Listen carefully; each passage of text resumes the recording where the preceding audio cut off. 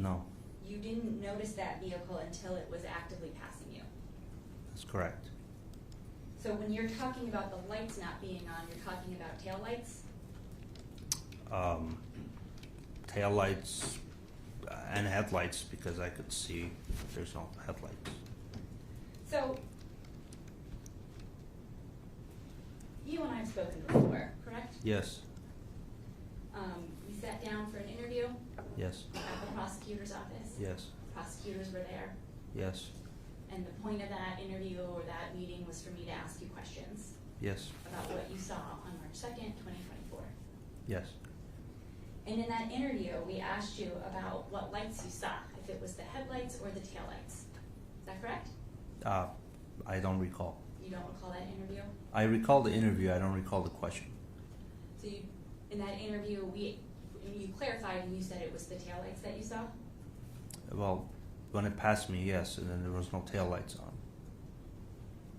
In that interview, when we asked you to clarify if it was the headlights or the taillights that you didn't see on, Mm-hmm. you told us it was the taillights. Okay. Is that correct? I don't recall, but yes, probably. Because you didn't see the car until it was already passing you. Right. So you didn't see it from behind. No. You're assuming the state of the headlights because you didn't notice it until it passed you. Probably.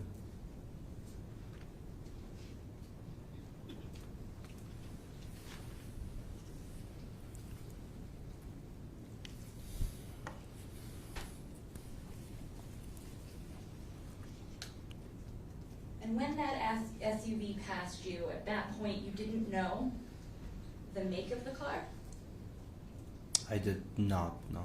and you didn't know the model of the car. No. What you saw essentially was a larger vehicle that was a brownish color. Yes.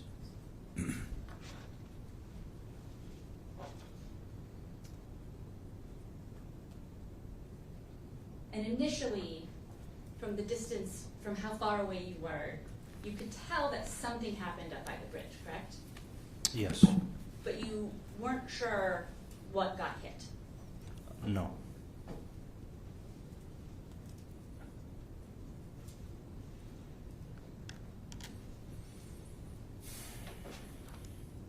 There was not a lot of traffic that night.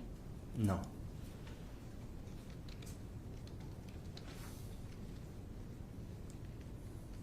And once you realized that something had happened up ahead, you slowed down, is that correct? I pulled over To the right? to the shoulder, Was it the right shoulder or the left shoulder? the right shoulder, Okay, so you pulled over to the right shoulder. briefly. And then you got off the shoulder I did. and you kept going south, Yes. but at a slower rate of speed. Yes. Because you could see that lane 3 was blocked. I could see the, yes, lane And- 3. And you could see that lane 1 was blocked. As I got closer. And so you could see that lane 2 was clear. Yeah, well, I could see cars going through. Okay, so you could see like the back of their lights still going. Right. And so you slowly made your way down lane 2. Yes. And then eventually you pulled over onto the side of the road On the right shoulder, yes. and you turned on your 4-ways. I don't recall. Did you turn your lights off when you got out of your car? No, I don't think I ever turned off the vehicle, no. Okay, so you left your vehicle running. Yeah, because my mom was still in the car and it was a cold night.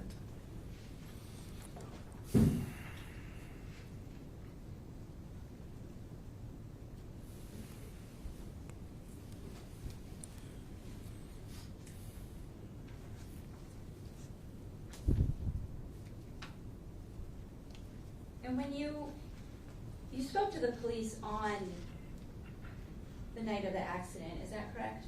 Yes. And you told them about what you saw? They requested a statement. And you wrote what you saw in that for them? I did. They handed you the statement form? Yes. You were in your vehicle Yes. and you wrote out what you saw? Yes. And then you had to flag down an officer? Yeah, as they were passing. to give back your form. Right. And in your statement form, you didn't mention anything about the white van. I mean, no. Thank you, I have no further questions. Redirect. Yes, ma'am, thank you. So you were asked about the vehicle that passed you. Did that vehicle that passed you at a high rate of speed? Yes. And was that the same vehicle that you saw in lane 3 when you got to the collision? Yes. And was that vehicle partly in lane 3? It was fully in lane 3. Okay. And when you were asked about driving through the collision, was lane 1 blocked, or was there debris in the roadway? There was debris large enough that you could not drive through with Okay. a small sedan like I had. Okay.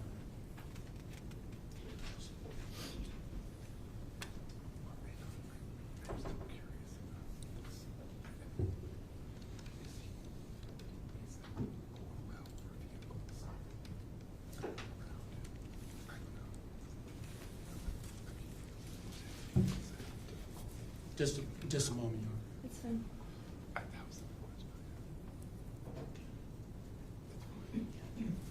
No further questions, Your Honor. All right, thank you. Mr. Lasati, thank you very much for your time and testimony today. Thank you. Thank you very much.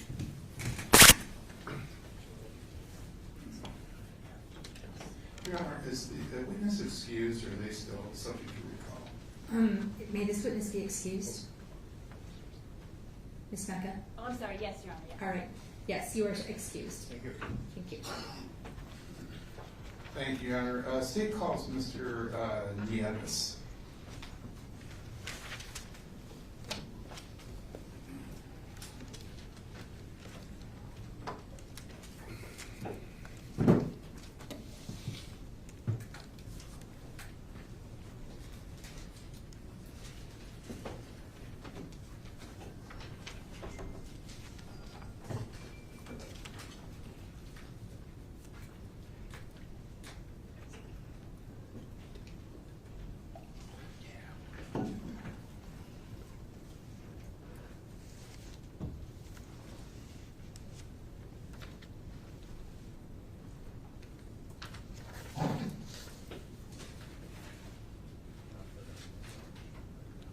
Sorry, Your Honor, just a moment. We need a moment. All right.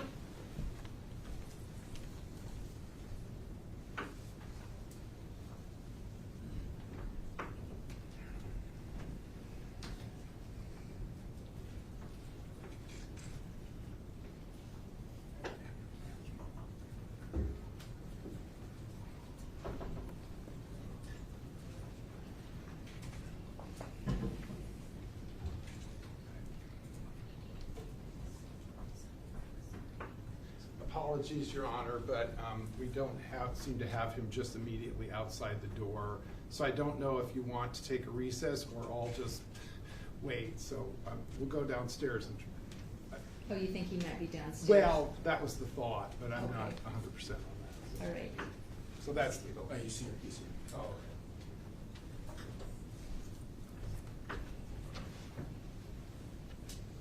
Did you say he's here now? That's what I'm being told. Okay. If the jurors would like to stand up and stretch your legs for a moment, you can, but I won't have you go back in the jury room.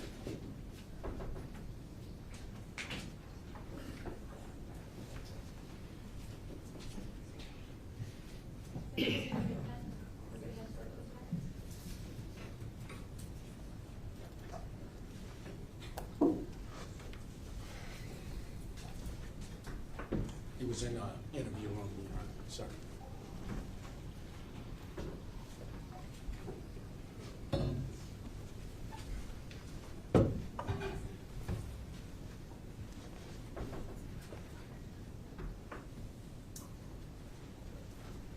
Please come up here, sir.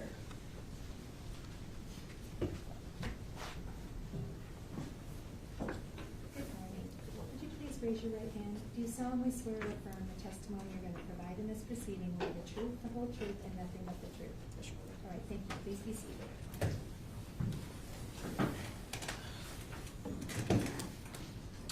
Hello, Mr. Nieves.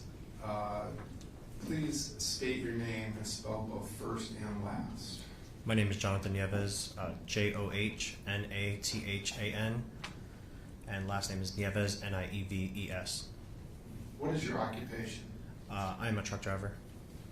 Do you drive trucks for a specific company? Yes, for ABF Freight. All right. Is this the big rigs with the 18 wheels on them Yes, and a cab? yes.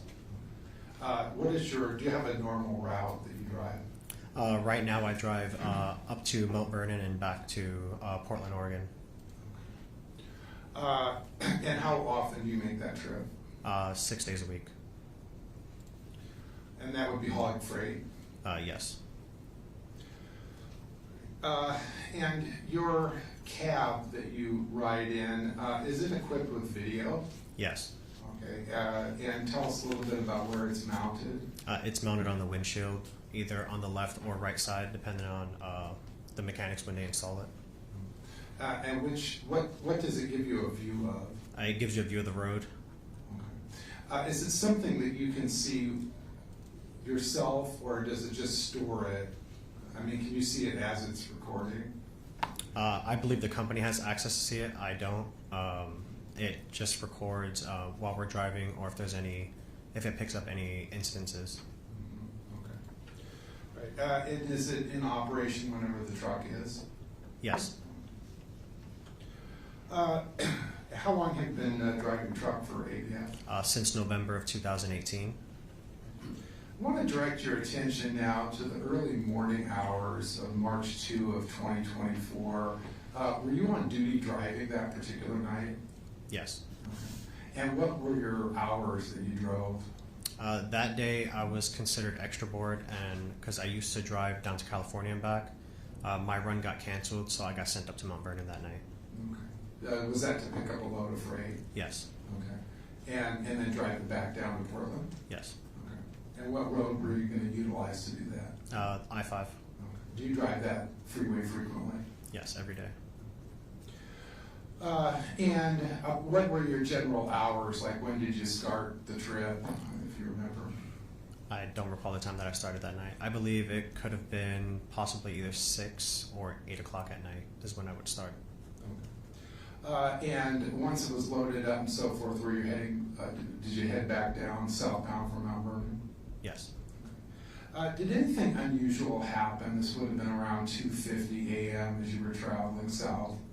Yes. Just past the Arlington exit, I witnessed a black SUV collide with a state trooper on the shoulder. Okay. What were the road conditions like when you at that time? They were wet. Okay. Was it actively raining? Do you remember? I don't believe it was actively raining at that time, no. Okay. And what was the traffic density like? Almost no traffic. Which lane were you in? I was in the right lane. How fast were you traveling? I was traveling at 70 miles an hour. Okay. Was there any traffic up ahead of you? No. Right. And your general visibility, how would you describe it? Limited because there was poor lighting in that area. But no fog or low-hanging clouds, anything like that? When did you first notice this vehicle that eventually struck the trooper? I noticed them in my rearview mirror, on my side mirror, on the driver's side. Was there anything unusual about it when you first observed it in your mirror? I can see that he was traveling at a high speed because he was approaching me pretty fast. Oh, he was closing the distance fast? Yes. And then what happened? Did it pass you? It did pass me. Using what lane? The far left lane. Okay. And what did it do after it passed you? It merged all the way from the left lane and continued on sweeping into the right lane and then climbed onto the shoulder. Okay. Was there brakes in this motion, or was it a continuous motion? It was a continuous motion. Okay. Was he using a signal, do you recall? I don't recall. Okay. Right. And prior to him entering the shoulder, had you seen any vehicles on the shoulder? I saw a state trooper on the shoulder under an overpass. Okay. How were you able to see? Well, how far back were you when you saw it? Estimate. About a quarter mile, half a mile. Okay. And what drew your attention? How were you able to see it? What were you seeing? I can see the light bar reflect, and then the reflectors from the back of the vehicle.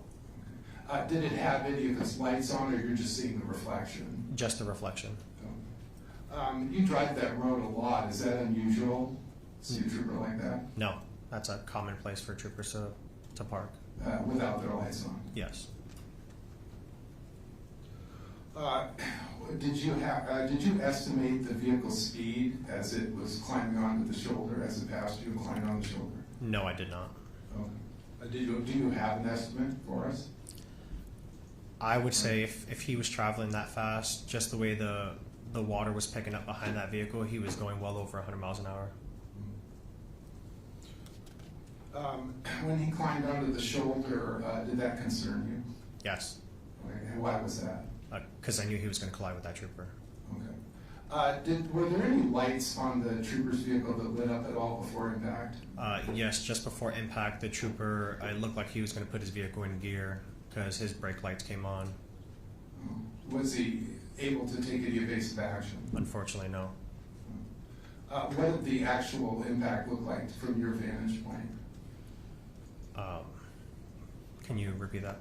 What did it look like when was there impact between the two vehicles? Yes. And what did that look like? Horrific. And can you describe that further? The trooper's vehicle was pushed farther into the shoulder, and the black SUV ended up colliding into the trooper and then pushing out into the far left lane.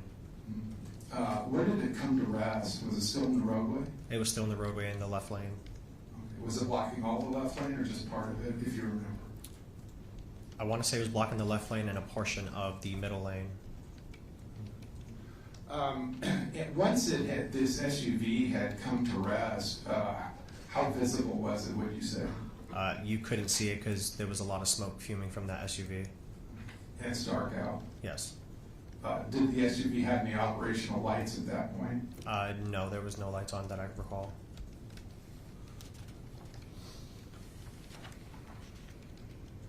What did you do with your truck?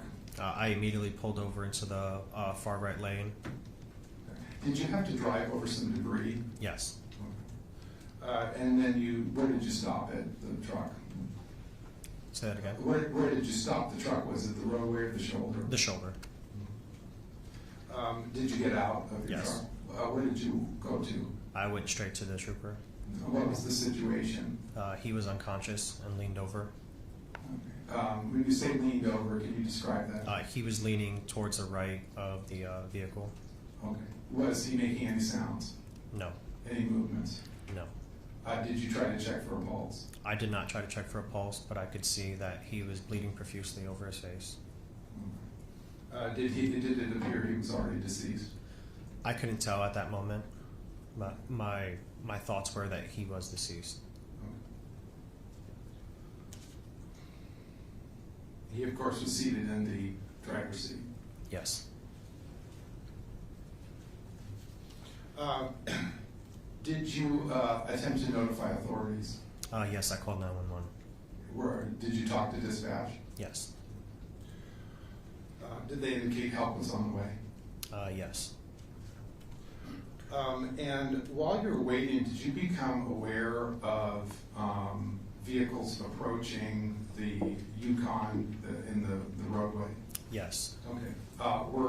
Did you observe any near misses? There were quite a few near misses towards the SUV and myself. Okay. What did the near misses look like? They were trying to avoid a lot of the debris and avoid the SUV. Okay. Did that involve like swerving? Yes. Braking? I believe so, yes. But was there a vehicle that did not avoid it? Yes, there was a white van that did not avoid it. Okay, tell us about that. I was busy looking at the trooper's vehicle and calling 911 and looking around as cars were passing, and I just heard a loud screech of someone's brakes and then hearing the white van collide with the SUV. Is that like a thump? Or? You can just hear metal clashing. Okay. Did you see what happened to those two vehicles after they impacted? They stopped shortly right after. The van did? Yes. Did you walk over to the SUV? Initially, no, because it was unsafe to get onto the freeway. Because cars are still going through? Yes. Okay. What about the white van? Same situation initially? Yes. Okay. Once the police had arrived and kind of stopped the traffic, were you able to go to those vehicles? I didn't go to any vehicles until the roads were closed after the first responder showed up. Okay. And did you walk over to the SUV at that point in time? I walked over to the SUV with an officer at one point when he was Okay. cutting the airbag. The officer was already cutting the airbag at Yes. that point? Okay. And then, did you also go to the white van? Yes. Okay, what was the situation at the white van? I believe 2 people were outside of the van and the driver was pinned in the driver's seat. Okay. Why do you say pinned? He said that they were saying that he couldn't get out and that he was injured. I didn't know what injuries he had at the moment. Hearsay. That's sustained. Sorry. Did you converse with the white van driver at all? No, I did not. Okay, did you see his face?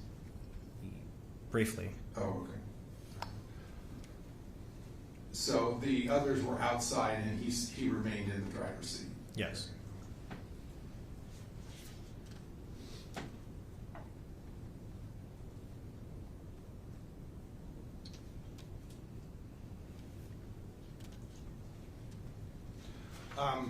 So did you remain on scene and write a statement?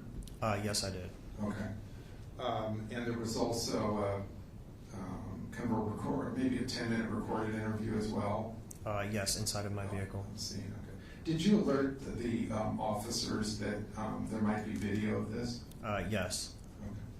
Okay. When were you able to watch the video yourself? I was able to watch it when I got back to my home terminal. The home terminal, would that be Portland? Yes. And did that capture what you described in terms of the crash? Yes. Okay. So, Your Honor, I'm moving to admit States 2. No objection. All right, State's Exhibit number 2 is admitted. Your Honor, I'd like to publish it to the jury. It's 1 minute long, so I will request that we play it twice. So it's, I just know with video, sometimes you need to see the second time. No objection. All right. So we're going to bring it up on the screen.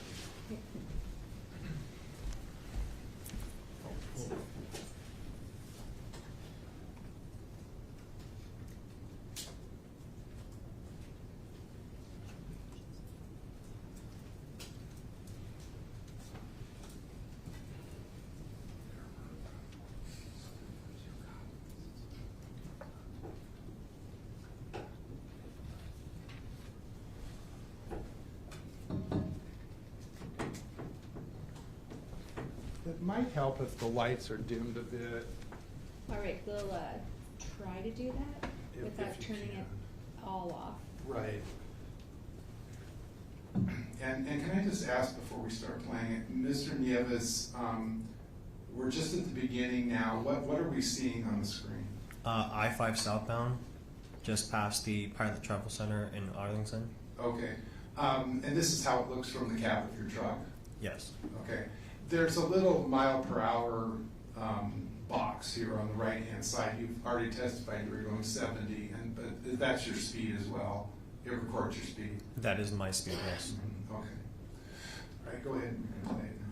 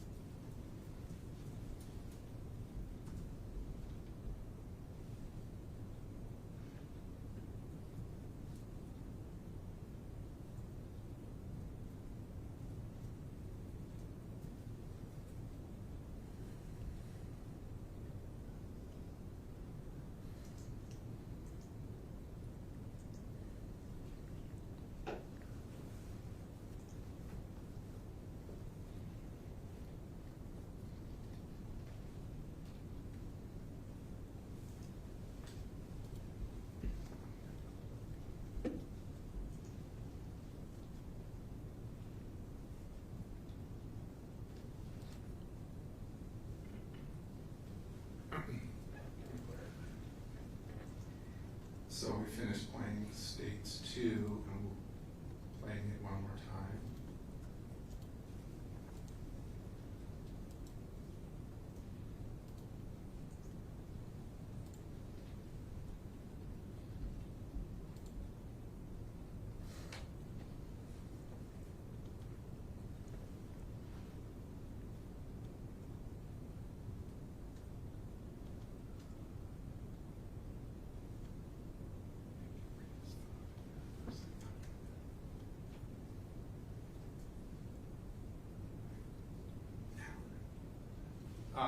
So we stopped it here at, I don't know what the exact time it is, but just to the left, is that the SUV? Yes. Where it came to rest?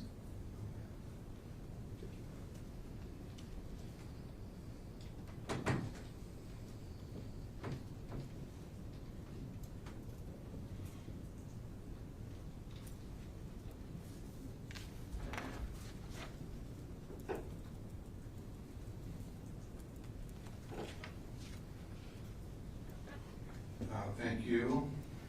We can have the lights again.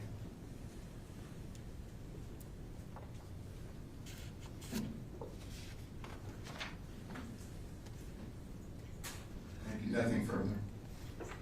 Right, Ms. Hancock? Thank you. Okay, Mr. Nieves, I want to go back to the beginning of that evening. You were driving on I-5 for work, Yes. and you were in your work car, which is a large semi-truck. Yes. And you saw another vehicle on the side of the road. Yes. It was parked. Yes. It was on the shoulder. Yes. The lights were off. Yes. It had been parked there before you arrived. Yes. It was underneath an overpass. Yes.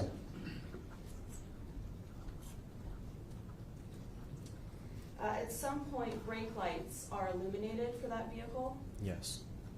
And at that point, the black SUV was right up on it. Yes. And you don't know how close, or at least didn't at the time, the black SUV and the vehicle on the side of the road were because you were further back. Yes. But as soon as you saw those brake lights turn on, seconds after the collision occurred. Yes. It was dark out. Yes.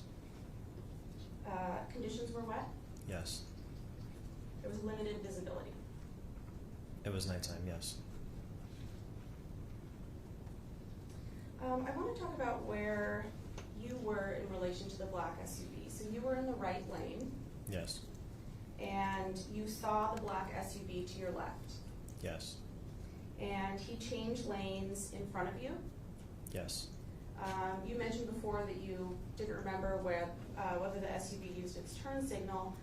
Did the video refresh your memory? Yes, it did. That vehicle did use its turn signal, Yes. and they got in front of you. Yes. They didn't cut you off, No. and they were stopped in that lane in front of you for seconds. If that. At that point, the vehicle turns again, It continued turning. Yes. turned its turn signal on again, Yes.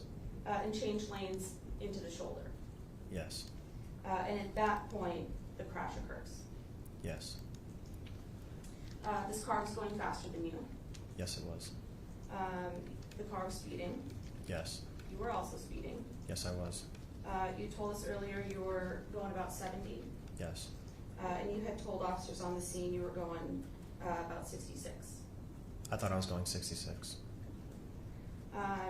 You didn't radar the black SUV. No. Your dash cam records your speed, Yes. but it doesn't record the speed of the vehicles around you. No. And by dash cam, I just mean the video that we just saw. Yes.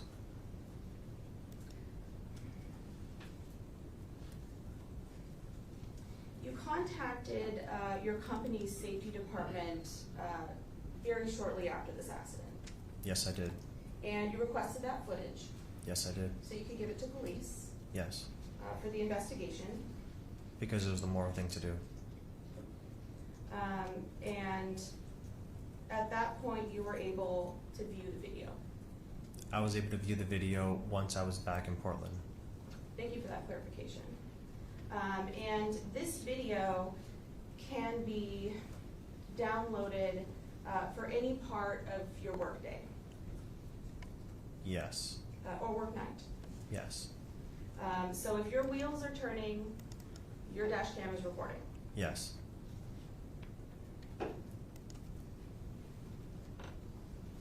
After you saw the collision, you moved over into the far lane. Yes. And that was to clear both of the vehicles that had been involved in the collision. Yes. And then you pulled forward from the crash, Yes. and then you were able to pull over onto the shoulder in a safe area. Relatively safe, yes. In an area that was not in the debris field. No. You were pulled over from the crash farther than both of the vehicles. Slightly forward, yes. Okay.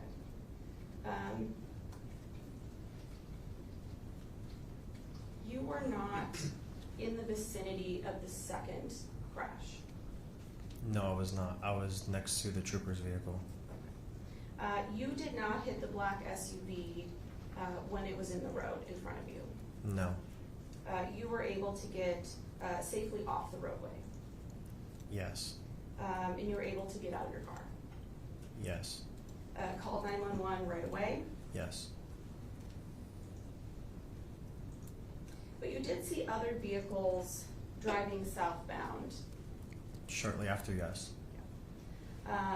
And although you didn't see the second accident, you did hear the impact of what happened.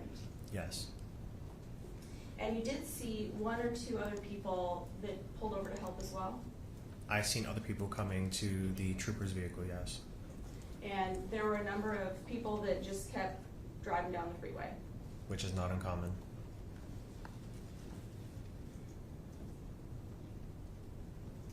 Now, dash cams are mounted higher up on the windshield facing outward.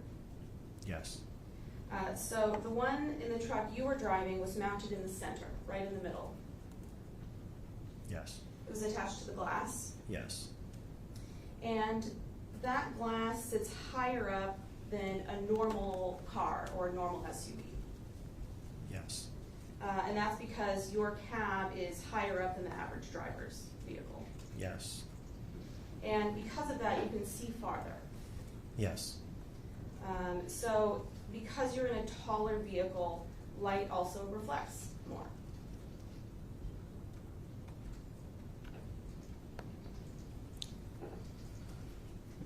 I'm not sure. Did you speak with us at an earlier time at the prosecutor's office? Yes. Do you remember telling us that because you're in a taller vehicle, the light reflects? I don't recall that, no. Did you have your lights on? Yes. You can see past by a couple of feet what normal people would see who are driving in their car. Yes. And that's because you sit higher. Yes.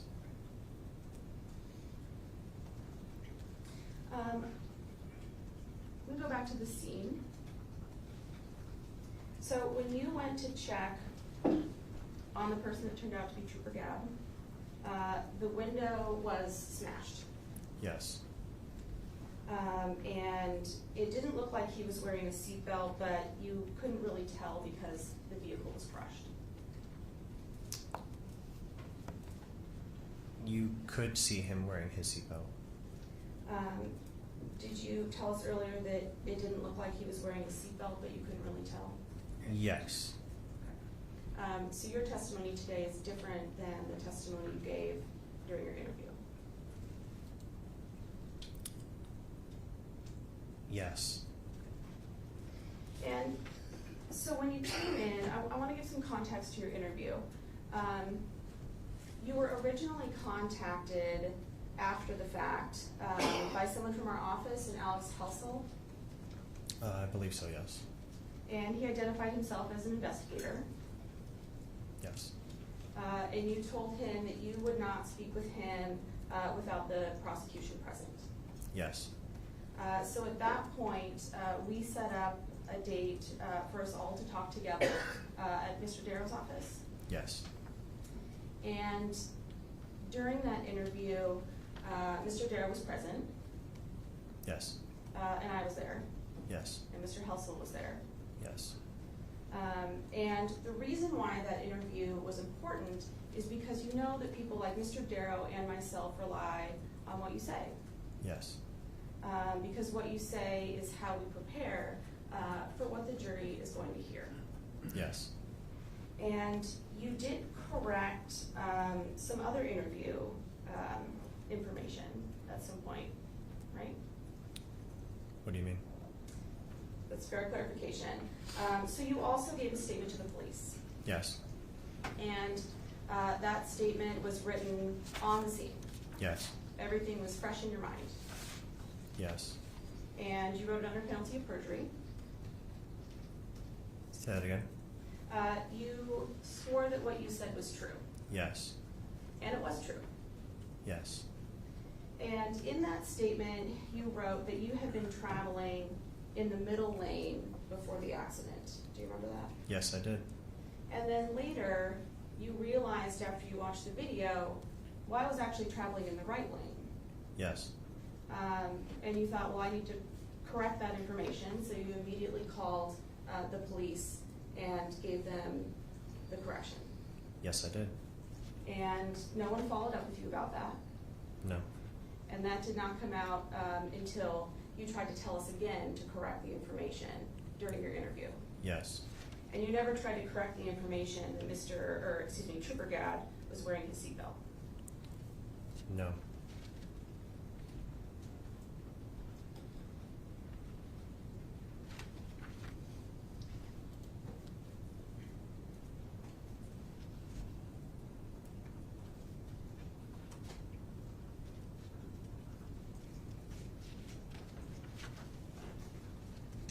All right, so back on scene, there's a white plume of smoke that's coming up from where the crashes occurred, Yes. particularly where the black SUV and the white van crashed. Yes. And you spoke with an officer over around where the black SUV landed Yes. and asked if the person in the black SUV was okay. I did. At that time, the officer was cutting the airbag out, I believe so, yes. and the person in the black SUV had blood on his face. He had what looked like a scratch on his face. Did you tell us during your interview that he had blood on his face? I'm not sure. If our jury later sees a video of that driver with blood on his face, would you be surprised? I would not be surprised. The driver was disoriented. I couldn't really tell. Did you tell us earlier that he was? Possibly. Do you want to take a look at the transcript? Yes.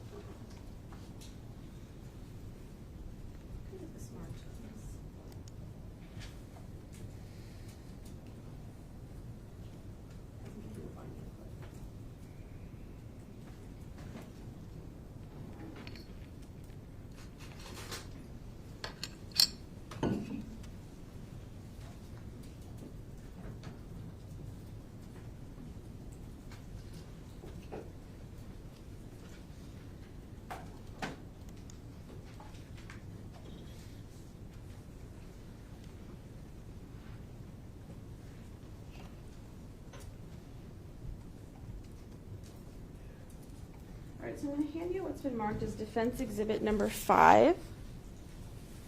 Give me just a minute, I can give you an actual page number.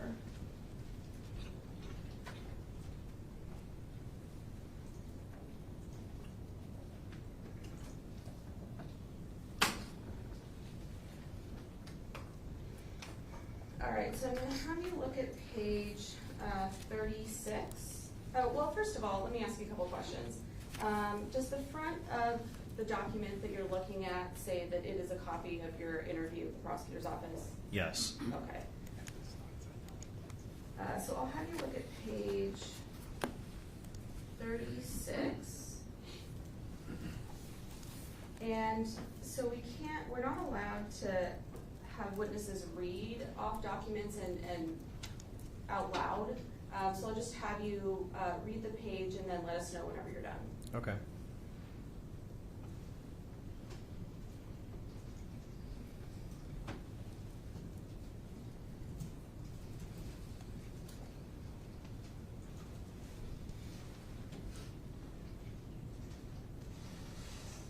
Oh, Ms. Mecca has just corrected me. She said it's actually the top of page 37, so maybe bottom of page 36, top of 37.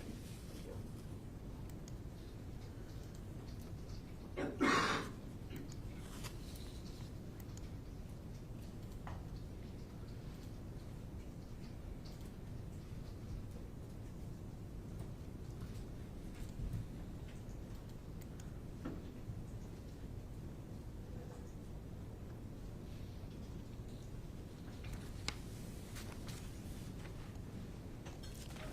I'm done.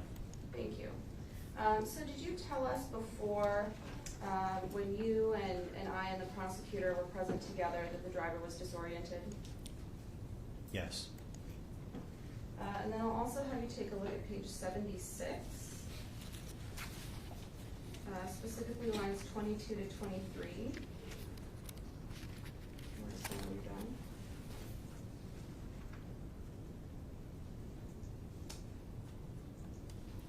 I'm done.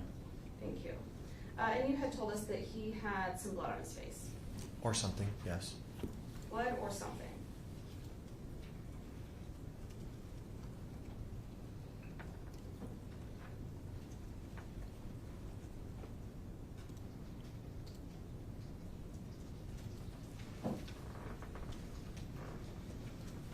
All right, Mr.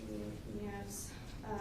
Okay, so you stood off to the side so the officer could speak with the driver, Yes. and you weren't really close enough to hear their conversation. No. So you couldn't tell if he was slurring his words or not. Not really, no. You couldn't tell if he had, watery or red eyes. Not that I recall, no. And you never saw him walking. No. After you were with the officer at the black SUV, you walked with the officer over to the white van, I believe so. and you spoke with the passengers in the white van. Yes. They seemed awake at that point. Yes. They were not injured. It didn't seem like the two passengers that were outside of the vehicle were injured. It did not seem like they were injured. No. And you never spoke to the driver of the white van. No.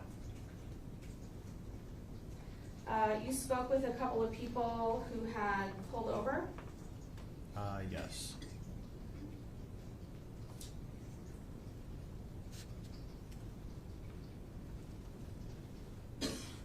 Including a guy in a pickup truck. Yes. And at this point, you have your flashlight out. You have your flashlight on. I believe I did.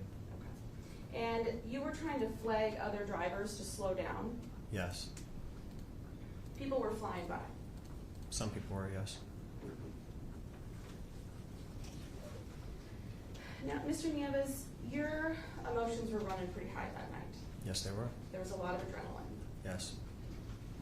And you've been in contact with the Snohomish County law enforcement chaplain since that time? Yes, I have. And that chaplain, at least your understanding from your work with her, partners with multiple law enforcement departments. Yes. So that would include the sheriff's office, the fire department. Yes. And this is because of the grief and the processing that you're experiencing from that evening. She was helping me work through some things. You talked quite a bit with the chaplain. Yes, I have. And actually, the day of our interview, you had spoken with her that day as well. I don't recall, possibly. you want to read your transcript? Sure. It's on page 51, lines 24 to page 52, line 1.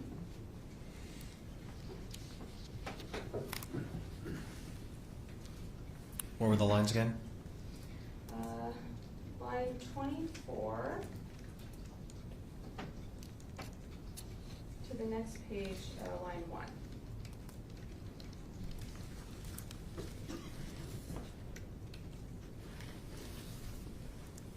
So you had spoken with her that day. Yes. And you met her once in person at Trooper Gadd's funeral. Yes. And that goes without saying you went to the memorial service. Yes, I did. You did not know Trooper Gadd at all prior to this incident. No, I did not. There was also a memorial at the Washington State Trooper's office in Marysville. Yes, You attended that as well. I did. You brought your wife. I did.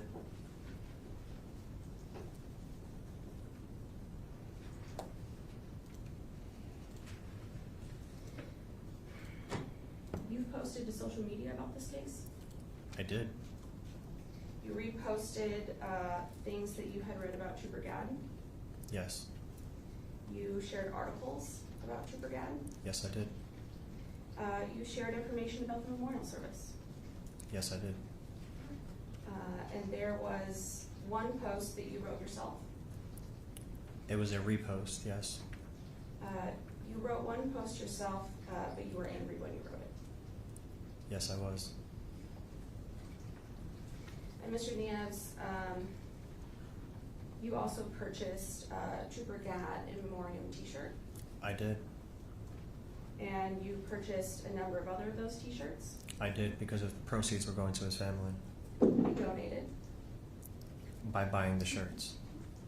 And if you had not been involved, you still would have donated to the Washington State Patrol Foundation. Yes. Well, I didn't donate to the Washington State Foundation. The shirts go to the donation. Correct, thank you. If you had not been involved in this incident, you still would have donated, and you would have donated to the foundation. Possibly, yes. Did you tell us that that would have been what you would have done if you were not involved? I don't recall. Okay. Do you want to look at page 55, number 20, line 20?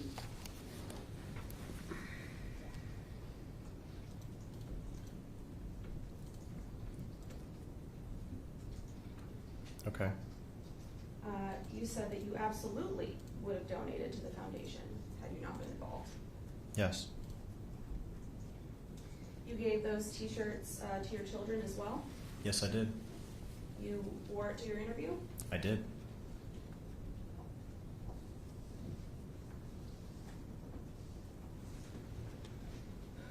Mr. Nieves, you are here to help the prosecution. I'm here only to speak the truth. Did you tell us earlier that you were here to help the prosecution? I don't recall.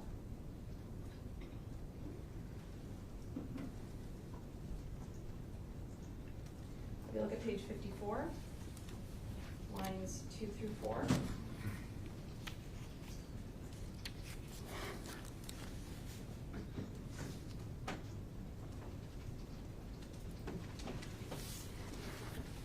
Okay. So when I asked you before, is it fair to say that you're here to help the prosecution? You said yes. Yes. That's all. Redirect. But Mr. Nieves, you were under subpoena to appear today, is that Yes. correct? Yes, I was. Okay. And that's not voluntary, that is mandatory. From my understanding, yes. Okay. Nothing further. No, thank you. Mr. Nieves, thank you very much for your time and testimony. May this witness be excused? Yes. Yes. Oh.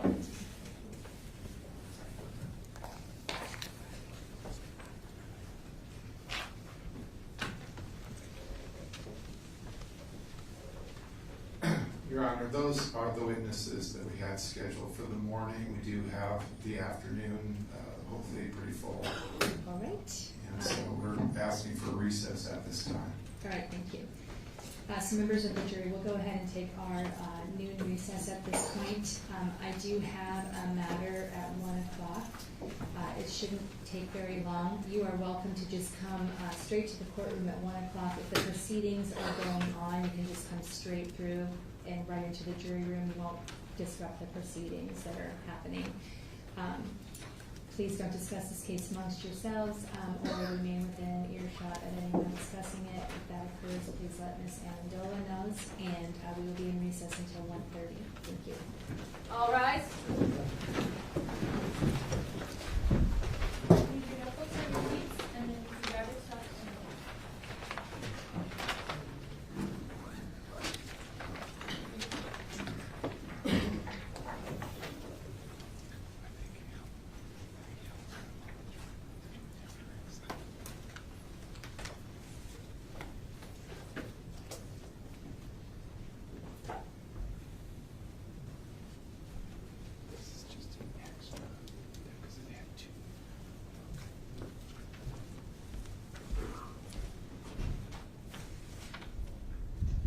Thank you, everyone. Have a nice lunch.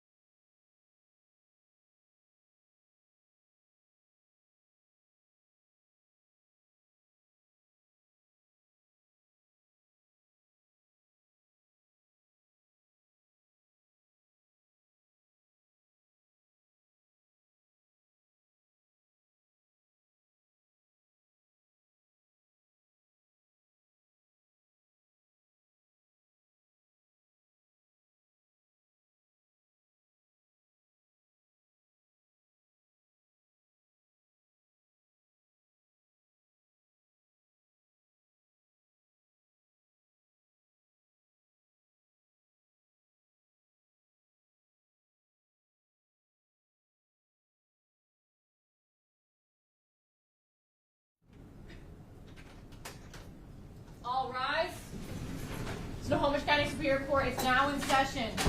Thank you. Please be seated. All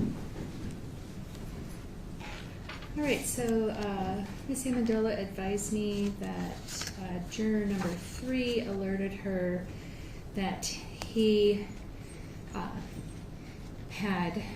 was aware of this incident in the sense that he didn't know it was this incident, but he travels along that route of I-5, and apparently on the day that this incident happened, he drove through that area at a later time and saw debris. So he's made that disclosure. Ms. Amendola just related that to me, so I want to put that on the record. And how would anyone like to handle that? There's no action required from the state's perspective.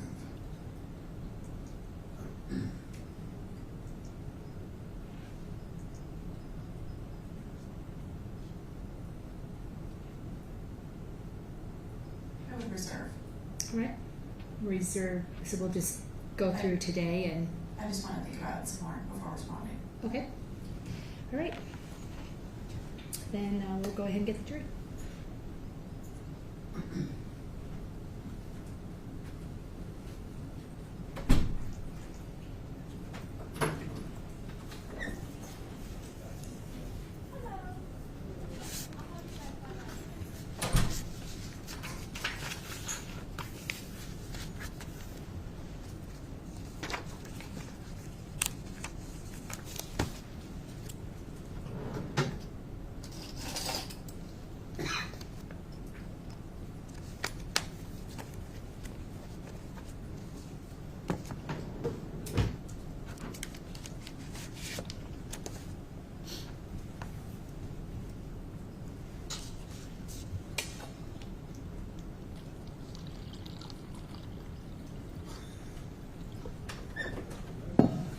All rise for the jury.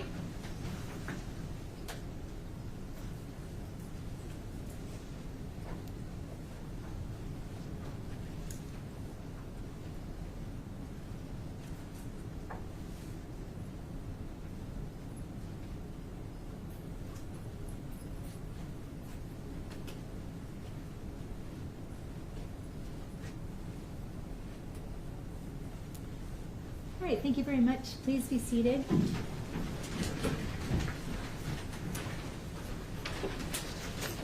All right, state may call its next witness. State calls Deputy Bird.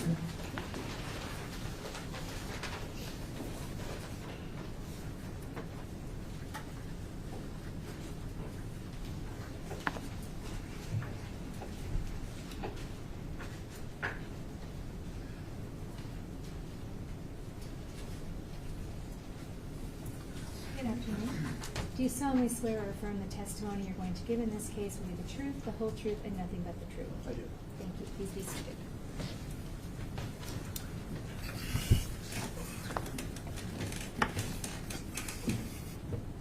Please state your name and spell both first and last. Zachary Bird, Z-A-C-H-A-R-Y, last Bird, B-Y-R-D. What is your occupation? Currently a deputy sheriff, canine handler for Snohomish County Sheriff's Office. How long have you been a deputy sheriff? Was hired by Snohomish County in February of 2018, so approximately 7 years and some change. Okay. Have you been in patrol that whole time? Yes. Okay. And so what is your primary responsibilities when you're on patrol? I'm assigned to a graveyard shift, so proactively seek out criminal activity, respond to 911 calls, things of that nature. Mm-hmm. Were you on duty the night of March 1 becoming March 2, 2024? Yes. And did you receive notification there had been a collision on I-5? This would be around the Stinson overpass. Yes. Where were you when you received the call? I was actually getting on to southbound I-5 from 172nd Street. So did you go directly to the scene then? I did. Okay. And were you the first law enforcement to arrive, do you believe? I was. What was the scene? What did the scene look like when you pulled up? It's pretty chaotic. Obviously, multiple vehicles have been involved. There's extensive damage on Trooper Gadd's car, a van, and an SUV. Did you have any trouble recognizing the patrol vehicle? Initially, when I pulled up, it was the patrol car was almost unrecognizable From the rear? from the rear. Yeah, okay. Did you get out of your vehicle? I did. Where did you go? Straight to the trooper's vehicle Okay. And what was your purpose in going there? to check on the status to see if anyone was inside. Was anyone inside? Yes. And who was that? Trooper Gadd. Yeah. Well, can you describe what seat was he in? He was in the driver's seat. And what position was his body in the vehicle?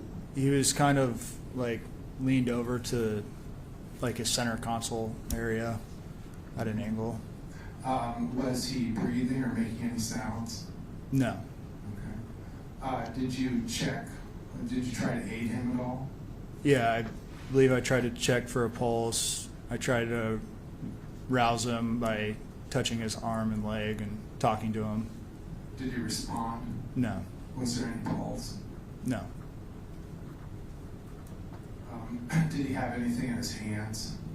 He had his radio in one of his hands. Is this the communication part of the radio?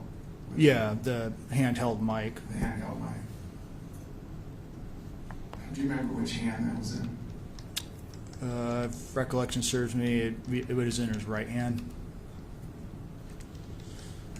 Did you reach a conclusion about his status? It was my opinion he was likely deceased.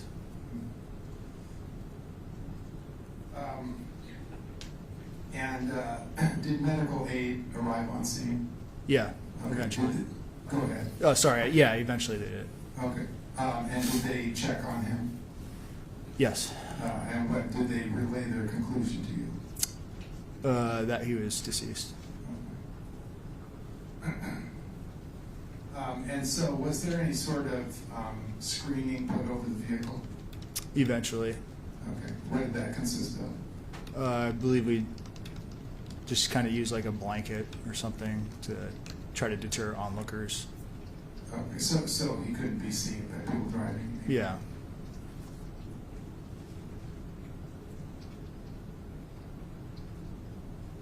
And what county and state did this occur in?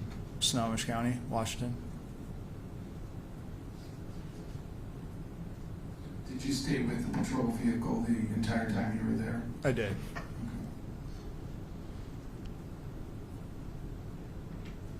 Thank you. Nothing further. Ms. Mecca, cross. Yes, Your Honor, thank you.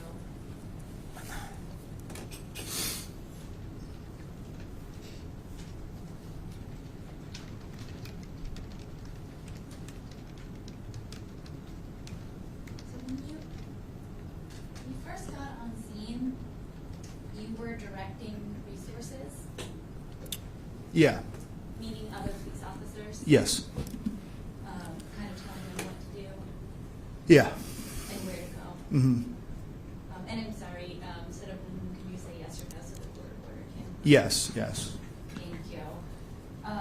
And so when you initially get to the scene of the accident, you see a vehicle, and ultimately you realize it is a police vehicle.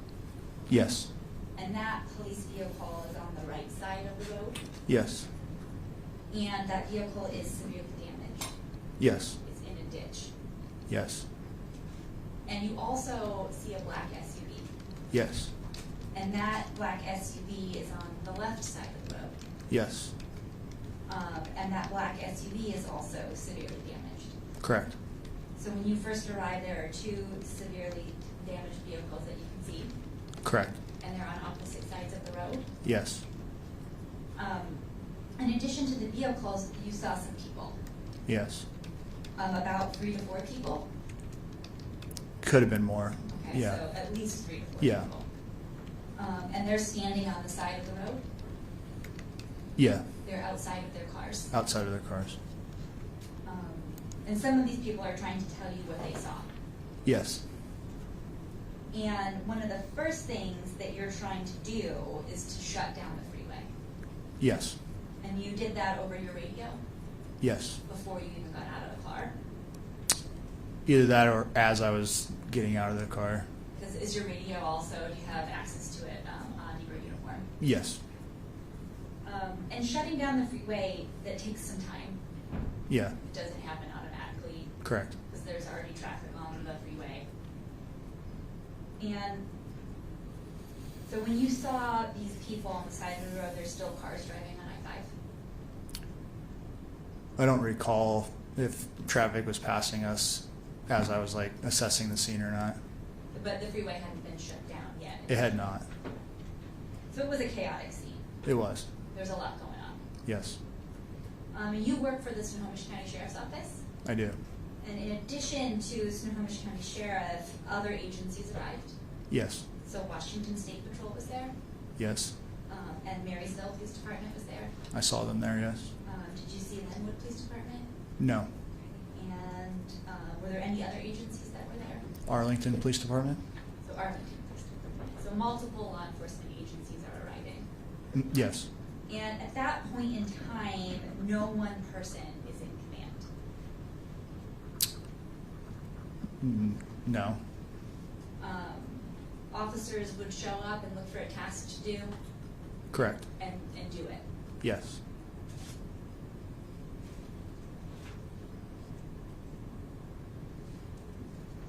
And so the first vehicle that you went to was the patrol car. Yes. You ran there. And I'm sorry, can I have you answer that loud? Yes. Sorry. No, That that's sounded okay. like a statement.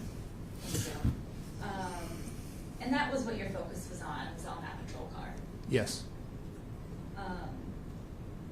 You yourself did not go to the black SUV. No. You stayed with Trooper Gadd. I did. And then at some point, you called for an outside DRE. I did. And DRE stands for Drug Recognition Expert. Correct. And you did that because the individual who had passed away was a trooper. Yes. And you thought that maybe an agency outside of Washington State Patrol should have that DRE. Yes. Thank you. I have no further questions. You redirect. And why would it be inappropriate for the patrol to be the DRE? Just due to the emotional impact, I believe that it would have on someone from his own agency conducting that sort of investigation. I'd previously worked at Linwood Police Department before I worked at the Sheriff's Office, so I contacted Officer Bro via the on-duty supervisor in Linwood and asked if he could assist. I know Officer Bro's extensive drug recognition expert history, so I just thought it would be best to go that route. And you said you used to work with him, is that right? Yes, at Linwood, yes. At Linwood? Yeah. Okay, thank you, nothing further. May this witness be excused? Thank you for your time and testimony. Your Honor. Deputy.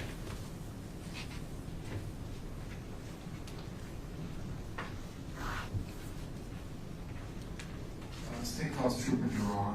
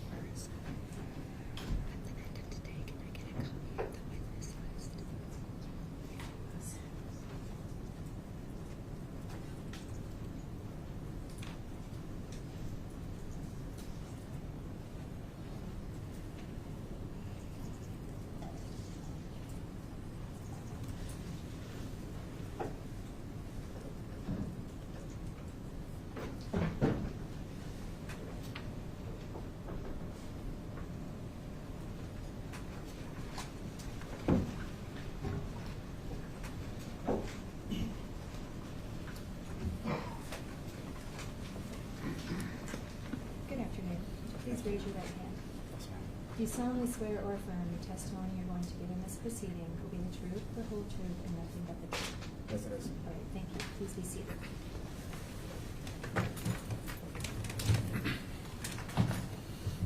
Please state your name and spell both first and last. Full name's Ulysses Duran Santa Cruz. It's going to be Ulices, two-part last, Duran Santacruz.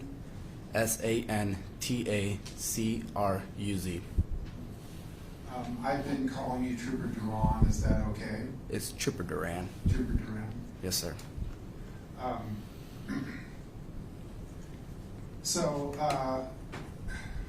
What is your occupation? I am a state trooper for the Washington State Patrol. What are your duties with them? My duty is, well, patrolling. I work night shift. My duties are to fire impaired drivers,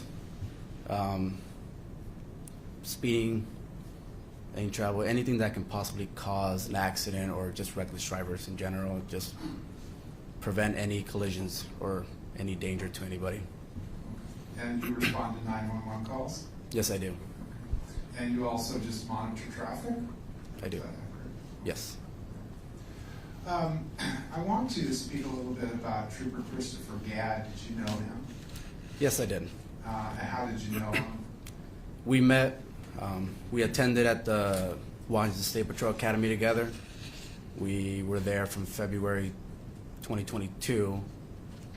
We attended the 2-month arming, which is the 40th arming. There for 2 months, everybody went away. We came back for Trooper Basic, 116th class. There for another 6 months. He sat on the same table as I did at the academy. He was rooming straight across from me. And afterwards, once we all graduated, at the beginning of 2023, I believe, we were in the same crew. So I knew him since the academy. Okay. You used the term crew. What is the relationship between that and a detachment? Well, detachment is people you work with, right? We call it crew. As detachment, the same thing. It's who you work with, but we call it crew because we weren't just with work. We all hung out after work. We were more of a family, right? And I've heard a lot of people say that's rare, but it was more than just the 4 days we worked. We were going to hockey games. We were celebrating Christmas together, going to each other's houses, having barbecues. So. Okay. So how long did you work with him then in your crew? Well, since year of 2023, besides just knowing him, he directly at work wasn't much because he got sick, so he was out for a little bit. But other than that, like we were both, after he came back, I don't know exactly how many months he was out for, weeks, but we still worked together besides him being gone. Okay. Does that mean you were on the same shift, working the same area of the county? We were working the same area, different hours, I believe. I believe he was a 4P. He starts at 4 p.m., gets off at 2 a.m. We work 410s. I was the later car. I start at 7 p.m. and get off at 5 a.m. And then did there come a time where you guys were not on the same crew anymore? Yes, at the beginning of 2024, when it came around to selecting crews, he, by seniority, got removed from the crew, which he wasn't very happy about. But at the beginning of 2024, yes, he was in a different crew. Okay. And so was that a different area of the county that he would I'm just gonna object to hearsay at this point. direct knowledge? Overruled. Did what area of the county were the crews working? We worked Snohomish County, so he was in a different crew, but we still patrolled the same area. The same area of the county? Correct. And was there something special about Fridays after he was on a different crew in terms of the Yes. coverage? So Fridays is considered what we call double detachment. It's when one crew is at the end of their week and the other crew is beginning their week. So Fridays are a day that is both crews are out, so we get to work together. Oh, and did that include his crew, Trooper Gadd's crew? Yes, it did. Okay. And March 1st was a Friday? Correct. And did the two of you work any cases together that night of March 1st? It became March 2nd that night? So March 1st, yes. We were both responded investigating a collision, hit and run. He took care of the collision part, and I ended up going a different route, trying to find the driver of the vehicle that collided into a guardrail. Okay. And did the two of you make any arrangements to meet up about that case that evening? Yes, so I ended up arresting the driver that fled the scene that Christopher Gadd and I myself worked. And after I got out of the jail, I called him to meet up so we can discuss the collision part. Did you speak with him on the phone? I did. Okay. And what arrangements were made? We were supposed to meet up at District 7 in Marysville. Sorry, at the what? Sorry, District 7, headquarters. And where is the district headquarters located? It's in Marysville, off 116th Street. And what comprises the district? Sorry, what was that? How extensive is the district? I don't know what you're trying to ask. Well, there's more than one county in the district, is that right? Oh, yes. Yeah. It goes up to the Canadian border.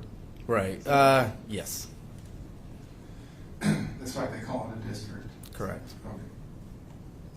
About what time did you arrive? Well, when you were on the phone with Trooper Gadd, did he make any statements about what he was planning to do?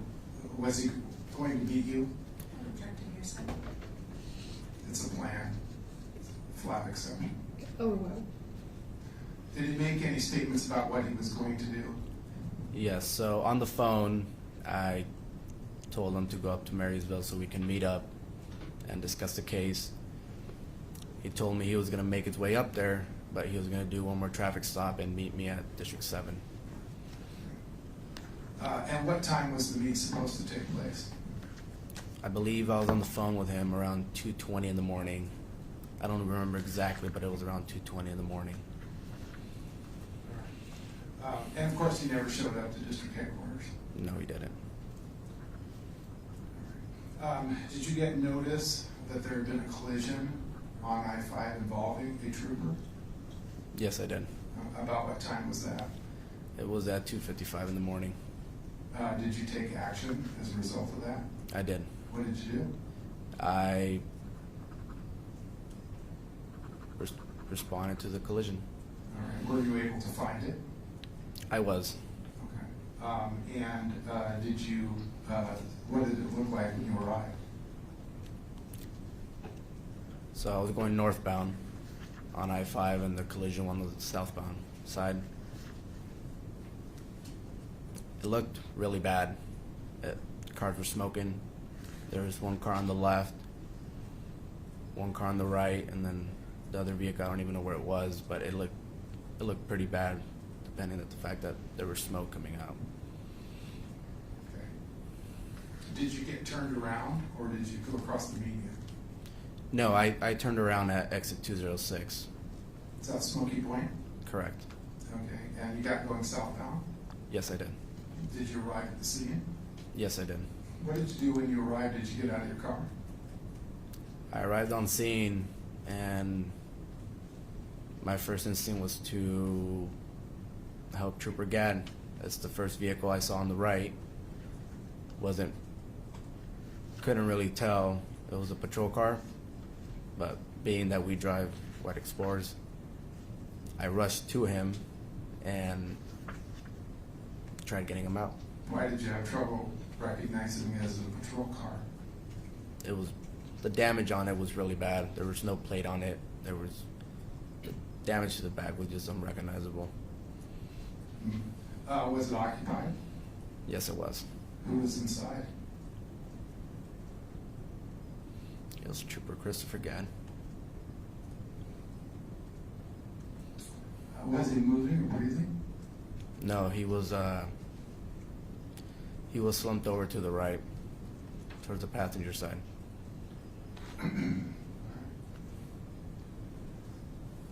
Did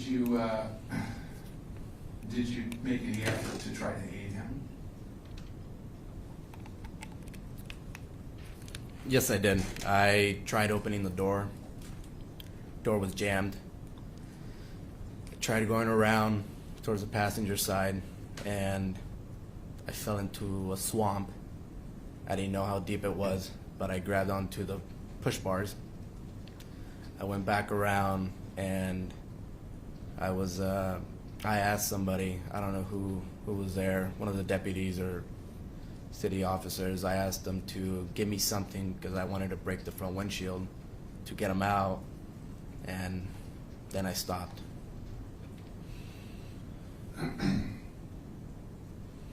Why did you stop?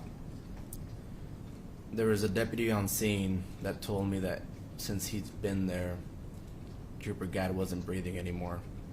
So I didn't want to damage anything that could have possibly been evidence or anything, and so I just didn't do any efforts afterwards.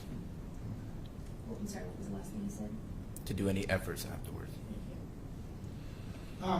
Have you ever stayed in your regular patrol duties by the side road on the shoulder with your lights out? Have you done that before? I've done it a handful of times. Okay. Does State Patrol give you any guidance on doing it or not doing it? I don't know there's any policies that I know of that we can't do that. And when it's done, what's the purpose of it? Purpose is trying to find people who are speeding or people who are committing any violations before they do anything that could possibly be reckless, and see them first before they see us to prevent any further incidents. Incidents where people can get hurt. Correct. Thank you. Nothing further. Ms. Hancock. Good afternoon. Good afternoon. Trooper Duran, this is emotional for you. Yes, it is. This is your personal friend who passed away. Yes, it is. You were asked to write a report in this case, Yes, I was. and that's standard procedure for any case where you're involved. Yes. And in this particular scenario, because of your relationship with Trooper Gadd, you did an oral statement. Correct. You just couldn't get your thoughts together to type it out at the time. What do you mean, my thoughts together? You couldn't get your thoughts together on typing. I preferred speaking about it just because it's not that I couldn't get my thoughts together. I knew exactly all my thoughts. It's just I found it more difficult typing it out than actually talking about it with somebody and just making a statement that way. This was your first ever oral report for a case. Yes, it was. And that was to Trooper Lancaster. Detective Trooper, yes. Oh, excuse me, Detective Lancaster. And Detective Lancaster was able to type up your dictated statement to submit as a report instead. I'm not sure if he typed it up, but I gave my oral report to him. Yes.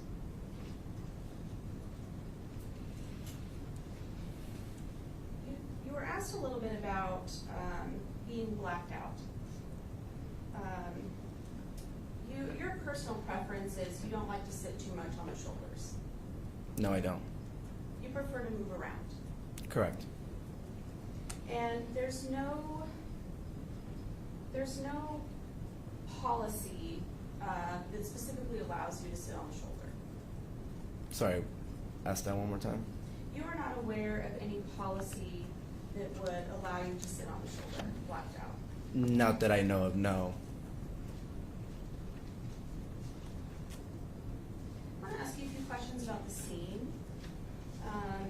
When you arrived, there was another deputy and an Arlington Police Department officer there before you? Yes. So you were not first on scene? I was the first trooper on scene. First trooper on scene, thank you. You were not first law enforcement generally on scene? No, I wasn't. And you never got too close to the black SUV? No, I didn't. And you had no contact with the white van? No, I didn't. And you don't remember any specific contacts with any of the other civilian witnesses? There was a contact with the civilian. I don't remember who it was, but I did have a contact with a civilian. You didn't take any civilian witness statements? No, I didn't. You didn't take any pictures? No, I did not. And at some point you were relieved of your command? Yes, I was. You were told to sit out? Yes, go to my patrol car. And that was because another agency was going to take over? At the moment, I just got told to go to my patrol car, but I'm assuming the standard that another agency will take over. And you didn't want to mess anything up, so you just abided by your instructions and sat the remainder out of the investigation? Yes.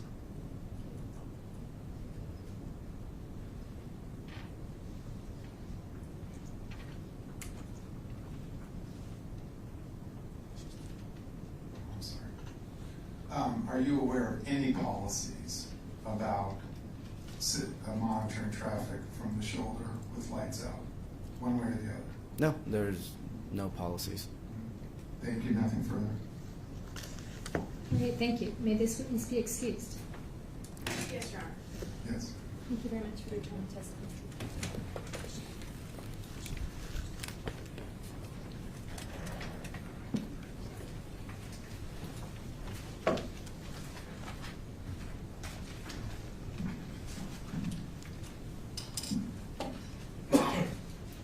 Your Honor, this state calls Officer Zachman.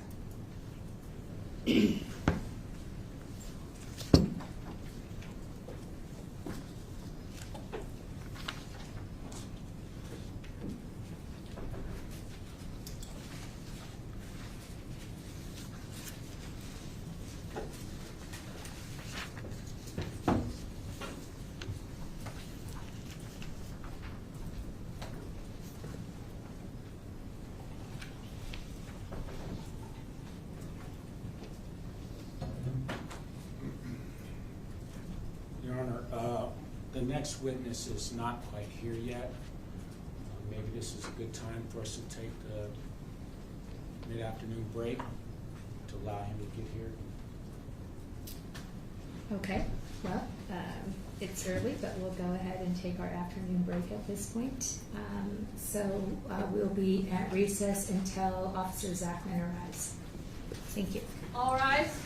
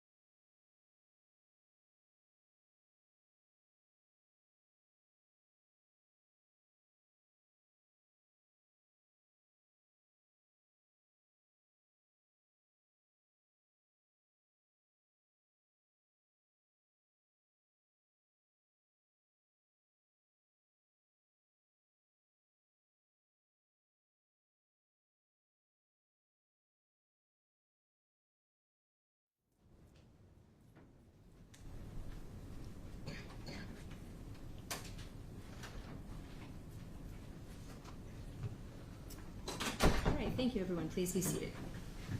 All right, Mr. Wells. Yes, ma'am. Let's take Officer Timothy Gadd. Exactly.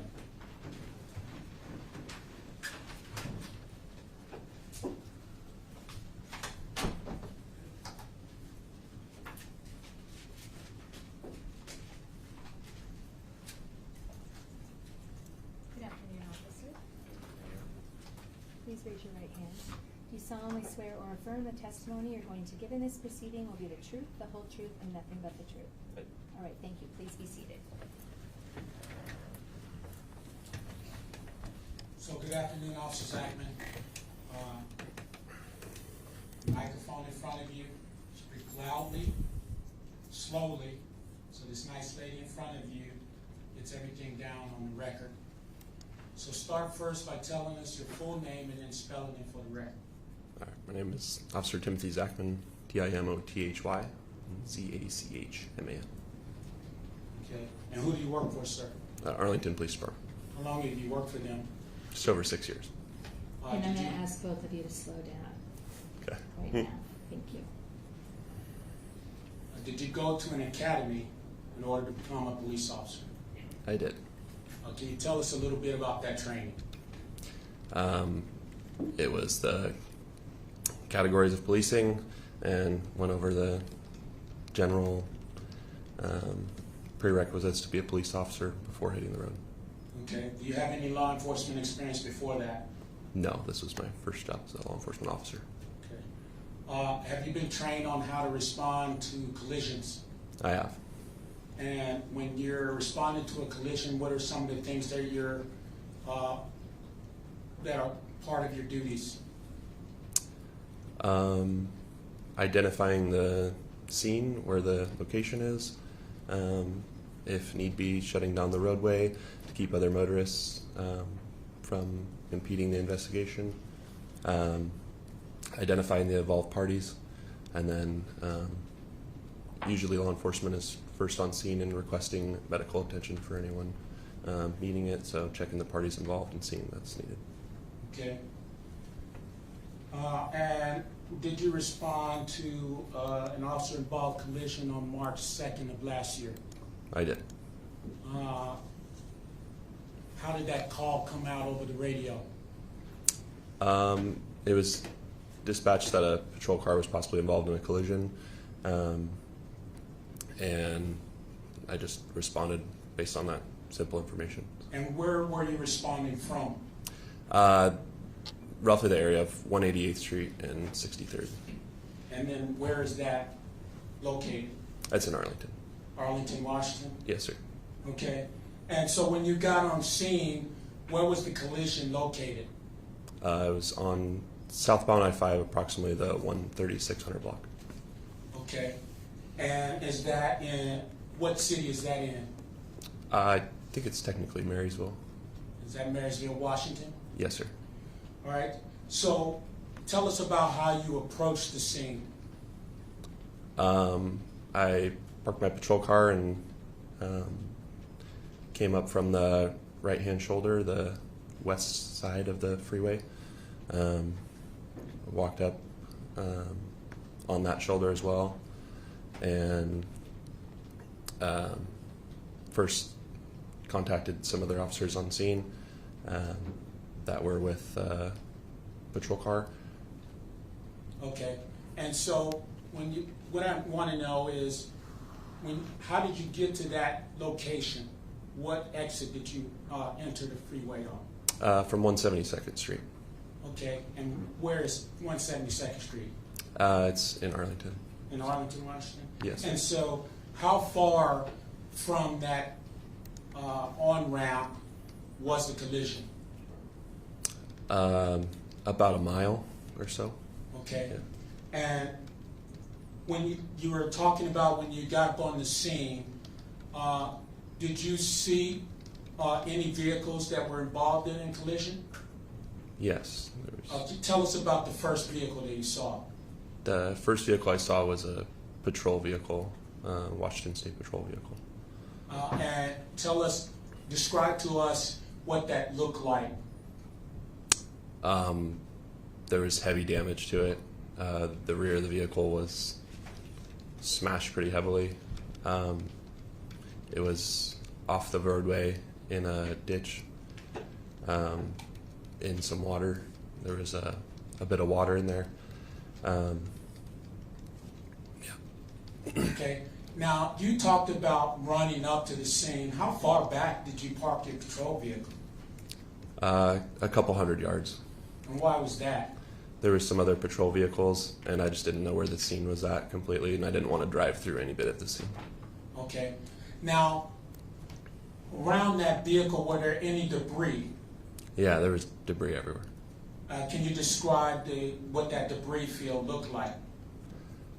There was just vehicle pieces all over the place. It was just all over.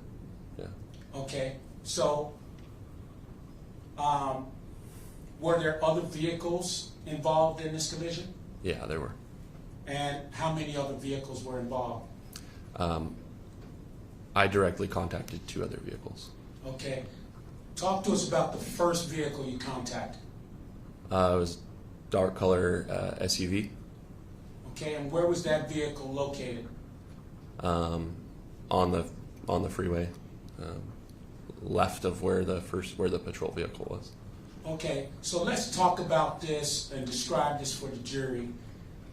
The patrol vehicle is off in a ditch. Talk to us as far as the lanes go about where this other vehicle was at. If the far right lane is the 3-lane, and the middle lane is a 2-lane, and the left lane is the 1-lane, the vehicle was, I believe, over near the 1 lane, but it was not facing the correct, total correct direction. It wasn't like it was just sitting in its lane. Okay. Can you describe was it perpendicular to the lane or pointing south? I don't remember the exact directional, but it was not just sitting directly in its lane like it was parked there, if that makes sense. And so when you got up to that vehicle, what was the damage like on that vehicle? There was heavy damage to that vehicle as well. Can you describe it for us? The front of the vehicle had heavy damage, and I could see that the airbags went off. Okay, and so could you see into the vehicle initially when you first got up to the vehicle? No, the airbags went off, so they're covering it up. Okay, so what did you do to try and get into the vehicle? Opened the doorway and pulled back opened the driver door and pulled back the curtain airbag. Was there anybody in the vehicle? Yes. Can you describe the person that was in the vehicle? I had very brief contact with him, and I just peered in. But it was a male, and it was very brief.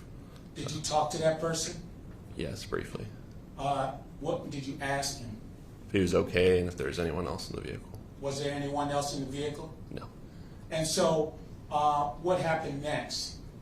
There were other officers that were nearby, or right behind me, and I left that vehicle, and those officers stayed with it. Okay, so why did you leave that vehicle? To go check on other people that were involved, the next vehicle I checked on. Okay, and where was that vehicle located? Farther south on the freeway from the dark SUV. And what lane? I believe that was in the 1 lane. In the 1 lane, on the left side? Yeah. All right, and can you describe what that vehicle looked like as you were approaching it? It had damage as well. It was a white van, kind of a larger style van, like a passenger van. I remember specifically the damage up by the driver's side, because that's the area I went to initially. Okay, and where was the driver's side located? It was on the east side of the roadway, I guess, or east side of the vehicle. The vehicle was facing more southbound, and yeah. Okay, and can you describe that side of the roadway? Are there some barriers there? Yes, there's concrete barriers on the side. Okay, And was this vehicle contacting those barriers? I don't recall if it was contacting barriers. I was able to walk next to the driver's side and talk to the driver. So Okay. And were there other people outside the vehicle? yeah, there were people walking around. All right. Did you talk to those people? Initially, very briefly initially, but I was focused on anyone inside the vehicle, so that was where I was headed. And was there anyone in the vehicle? Yeah, there was a male driver. Okay. And can you describe what that male driver looked like? He was a younger white male. Okay. And where was he at in the vehicle? He was in the driver's seat. All right. And did you try to get him out of the vehicle? Yeah, looking at the way he was positioned in there, it was pretty apparent that he was stuck. Okay. Did you talk to that person? I did. Yeah, when I realized I couldn't get him out of there, I sat and talked with him. All right. Can you kind of describe what the damage to the vehicle looked like? Well, it had pushed the vehicle in so that the driver's leg was stuck in there, so the vehicle had crunched in on him. So Okay. And did you ask him what happened? yes. Did he tell you what happened? Yes. Tell us what he said. He said, paraphrasing, there was something in the roadway and it was too late for him to move before he struck it. Okay. And did he have any injuries? I don't know the extent of his injuries, but based on the damage, I would assume so. Did he tell you what the injury, that he had injuries? Yeah, he said his leg was stuck and then his arm was hurting. Okay. And after you talked to him, did any other officers show up to assist? I believe so. And did you talk to them about the driver being stuck in the vehicle? I believe so. I passed that information. And did you talk to the other passengers from that vehicle? Very briefly. All right. So after you talked to those people in the vehicle, did you talk to anyone else on scene? Yes. Who did you talk to? There was a semi-truck driver that came up and talked to me. And did he give you a statement? Briefly, yes. All right. And after you talked to him, what did you do next? I told him to stay on scene and that someone would come take a formal statement from him. And then I went back over towards the patrol car. Okay. Why'd you go back to the patrol car? To see if there's anything I could do to help over there. Okay. So what happened when you got back to the patrol vehicle? I was, at that point, there was a lot of officers on scene, and there was kind of less to do, but the focus was seeing if there was still medical attention that was needed. Okay. And when you got back to the vehicle, what was the condition of Trooper Gadd? Someone had told me that he didn't make it. Okay. And said, did you see him in the vehicle? Yes, I did. So did you do something to try to prevent other people from being able to look into the vehicle? Yeah, I got sheets from the fire department and covered up his vehicle. Okay. So when you were trying to cover up the vehicle, can you describe what that area was like? Was it pretty easy to get those sheets on the vehicle? No, there was, like I said before, the vehicle was in the ditch, and there was a bit of water. It was probably at least knee high, and it was kind of a copperish clay color, and without stepping in the water, I wasn't able to get around the vehicle to cover it all the way up. Okay. But you eventually covered it up? Yes, I did. All right. So I want to talk about the positioning of each of these vehicles in relation to the trooper's vehicle. Now, how far from the trooper's vehicle was this black SUV that you ran to? I don't know the exact distance, but yeah, it's hard for me to speculate. It was a good, noticeable distance away. They were not close to each other. Okay. And you had to run to that vehicle? Yes. And then how far was the van from that black vehicle? Again, I don't know exactly, but it was another noticeable distance away. They were not right near each other. Okay. And the information that you had received from the drivers and the semi-truck driver, what did you do with that information? I relayed it to other officers that were showing up on the scene because I wasn't sure who was, I guess, going to be the primary investigating agency for the incident. Okay. Do you normally respond to collisions on I-5? No, Why not? because it's the jurisdiction of the State Patrol. All right. But why did you respond to this call? Because it was broadcast to us and based on that. Perimeter to keep people from going into the collision scene? Not necessarily, but I assisted with turning vehicles around on the freeway so that the freeway could be shut down and no vehicles were standing there waiting. Okay. And were you wearing a body-worn camera at the time? I was. And was it working at the time that you were out on the scene? Yes. And so with looking at a copy of that body-worn video, help illustrate what you saw that day? Yes. Your Honor, the state would move to admit State's Exhibit 2. State Exhibit 3, I was gonna say, I think it's 3. No objection. All right, Exhibit 3 is admitted. Request permission to publish for the jury. Permission granted.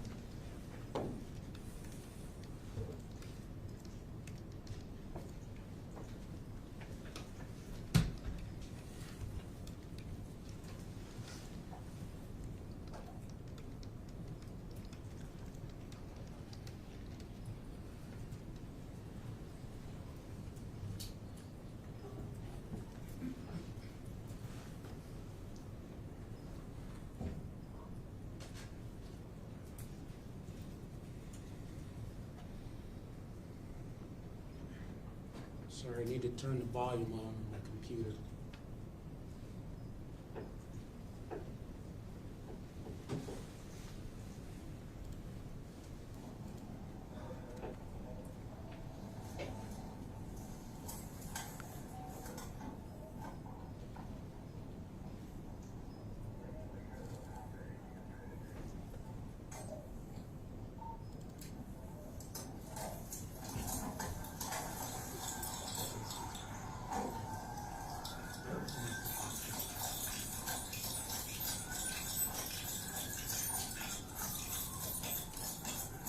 So I'm going to stop the video. It's about 35 seconds into State's Exhibit 3. Do you recognize this video? I do. And is this your body-worn camera from that morning? Yes.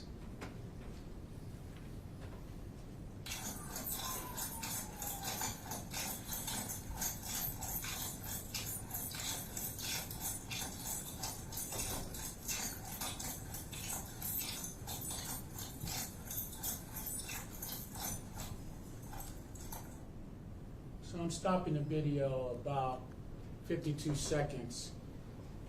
Is that the patrol vehicle off on the right? Yes.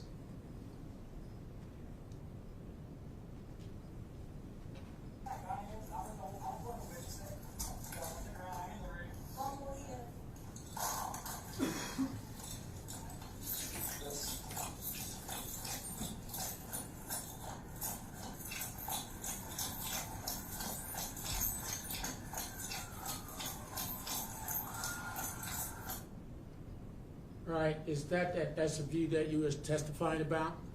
Yes. You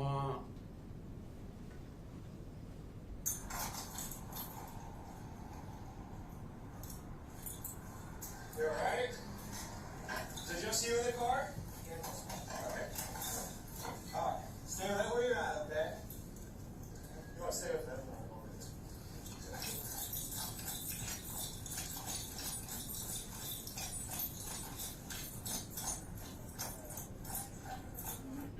All right, stopping the video at 1 minute and 41 seconds. Is that third vehicle, the white van you were talking about? Yes.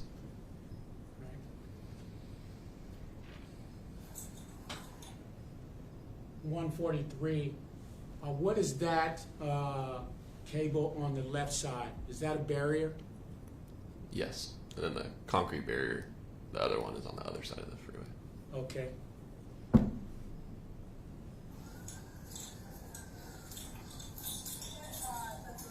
Are you alright? Yeah. You're okay? Okay. Does anything hurt specifically? My hand and my leg. Okay. Alright. You in the military? Yes. Is it just you in here? Okay. Alright. Okay. Alright. Sit tight for me, okay? We're gonna get you out of here, but got an acre coming, we've got some other people we gotta deal with too, okay? Okay. Just your arm and your leg? Your leg stuck in here? I don't wanna move anything, okay? The fire department is gonna help pry this open, okay, Shell? Okay? Anything I can do right now to help you a little bit? Okay. Alright. Well, sit with me, okay? Alright. Do you know what happened? So I was driving, the lane looked empty. I saw a truck pass us. I saw the truck lights break, and then I looked like in front of us, and I saw an object, and I hit the brakes, but it was too late. Okay. You hit something in the roadway? Yes. Okay.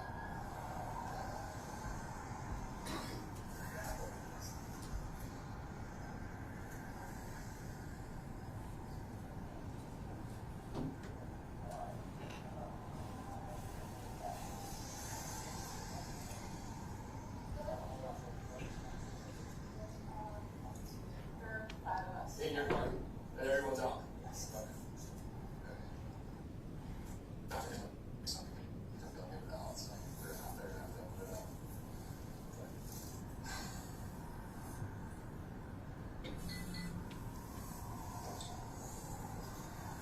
Stuck between the seat, huh? And the seat, the door, and the dash.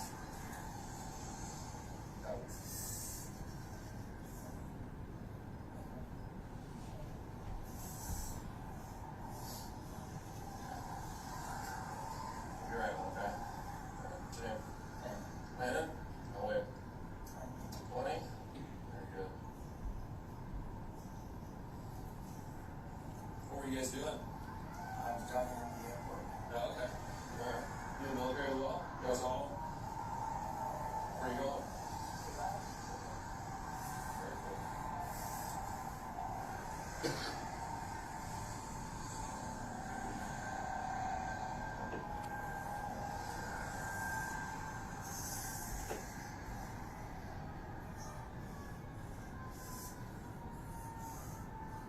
Matt, you over there still?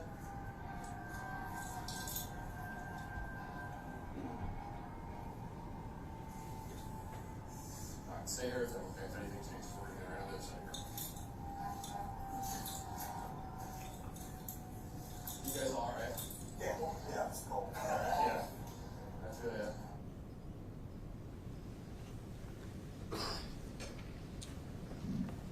No further questions at this time, Your Honor. All right, thank you. Ms. Mecca? Thank you, Your Honor.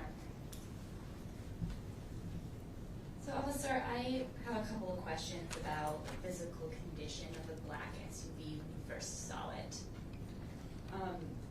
So you had mentioned earlier that the front end of the SUV was damaged, Yes. and that damage, your description of it would be that it was heavy. Yes. And all of the airbags had gone off in the car? I didn't look at every single airbag, but You a saw lot, it? a lot of airbags went off. Okay, a lot of airbags went off in the car. Mhm. And the driver's door was actually opened up a little bit already, Yes. and that was from damage as well? I'm not sure. Did it look damaged? The door specifically? Yes. I'm not sure. But you lifted up that airbag Yes, I did. to get a look at who was sitting in the driver's seat, or to try to see them? Yes. And you saw a person was sitting there? Yes. And that person that you saw sitting there, he was bleeding? Yes. That blood was on his face? Yes. And there was also blood on the steering wheel airbag? Yes. And so the steering wheel airbag had gone off? Yes. And when you lifted up that airbag, you asked that person if he was okay, Yes. and you didn't get a response initially. He replied to me. When you asked him if he was the only one in the vehicle? Yeah, that was very shortly after. So. And you were there for a short period of time, Yes. but during that period of time, you didn't smell any marijuana, No. and you didn't smell any odor of alcohol. No. Now, I have a couple questions about the state of the accident site when you got there. So when you first got to the accident site, I-5 was not shut down yet. No. And so that would mean that cars were still driving on I-5, Yes. still headed south. Yes. And that's the side of the road that you were on. Correct. And the patrol car that was off the right side of the road, Correct. and the black SUV was on toward the left side, Correct. and the white van was also on the left side of the road. Correct.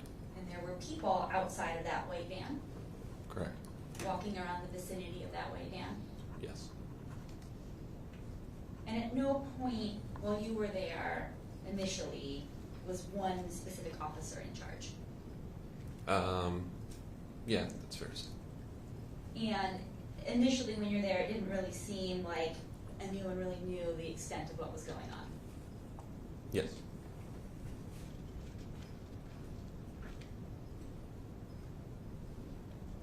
And we watched the video of you speaking with the driver of the white van. When you asked him what happened, one of the things he told you was that a truck had passed him. Yes. And that truck passed him on the right. Yes. That he saw brake lights. Yes. And then it was shortly after that the accident happened. Correct. And what he described to you was that he hit something in the road. Correct. He wasn't able to tell you what he hit. Correct. Didn't give you a description of what it was. Correct. Thank you. I have no further questions. Redirect. Yes, just a couple. Did he say that he tried to apply his brakes? Yes, but it was too late. It was too late? Mm-hmm. Okay. And what was your initial job when you responded? Was it to do an investigation or to do something else? My initial worries were just the safety of everyone on scene and getting them medical attention and finding out who needed medical attention. And who usually takes control of collisions on I-5? The State Patrol. And you don't work for the State Patrol? I do not. So that gets all fleshed out by people that are above your pay grade? That's a good way to put it. All right. No further questions, Your Honor. All right, thank you. May this witness be excused? Yes, Your Honor. Yes, Your Honor. Thank you very much, Officer, for your time and patience.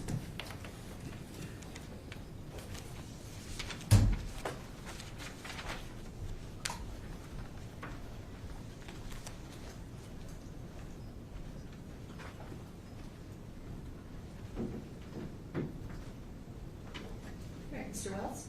Yes, Your Honor. The state calls Matthew Mishler, Officer Matthew Mishler.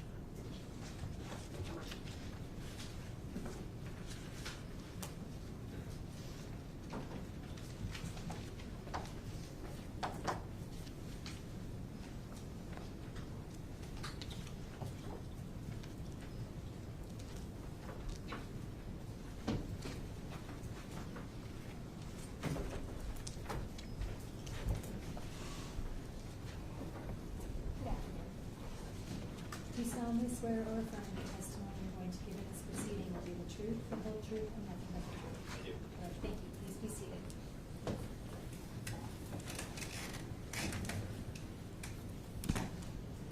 So good afternoon, Officer Mishler. Afternoon. So I'm glad you positioned in that microphone correctly.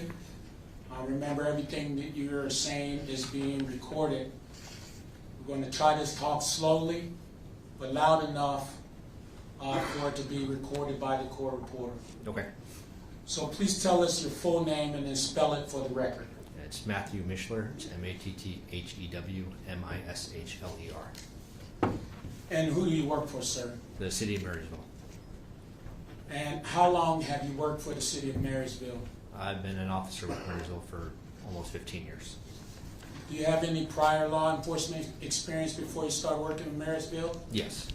Who'd you work for before them? I worked for the Lummi Tribal Police Department up in Whatcom County from 2004 until 2006, and then the Island County Sheriff's Office from 2006 until 2010. Okay. So it's fair to say that you've attended a police academy? Yes. And that you received some training in police academy about collision investigations? Some, yes. And have you received training, or do you have experience in responding to calls for service? Yes. All right. So, did you respond to an all call on March 2nd of 2024? Yes. Can you tell us what an all call is? Not sure your terminology of an all call, but we were advised of a trooper-involved collision on I-5 from North County Dispatch, which Okay. is separate from our dispatch. So we have our own dedicated dispatch officer, so we're two different airs. Okay, is that normal? Only if it's something serious. Okay, and was this incident serious? Yes. So, is it all hands on deck? Yes. And so, where did you respond to this incident from? Our police department, which is down in the 500 block of Delta Avenue. In which city? Marysville. All right. And so, can you tell us how you got to the scene? When I exited our office, I went to 4th Street, went west on 4th Street, and north on I-5. Okay. And where was this collision located? The 13600 block of I-5 is what we were told. So, just by the 136th Street overpass. Okay. Is that the Stinson Road overpass? Yes. Okay. And so, when you got on scene, what was the first thing you saw? The first thing I saw was the patrol cars on the west side of I-5. And then once exiting my car, it was the patrol car, the state patrol car in the ditch. Okay. So, where did you get out of your patrol car? So I stopped because I-5 is divided. There's a concrete Jersey median. I stopped my car on the northbound side of I-5 on the center median along the Jersey barrier. Okay. So you jumped the Jersey barrier? Yes. All right. And can you tell us about what you saw as you walked up to the collision? So I went straight towards the patrol car where there was a deputy and saw the extensively damaged state trooper car in the ditch.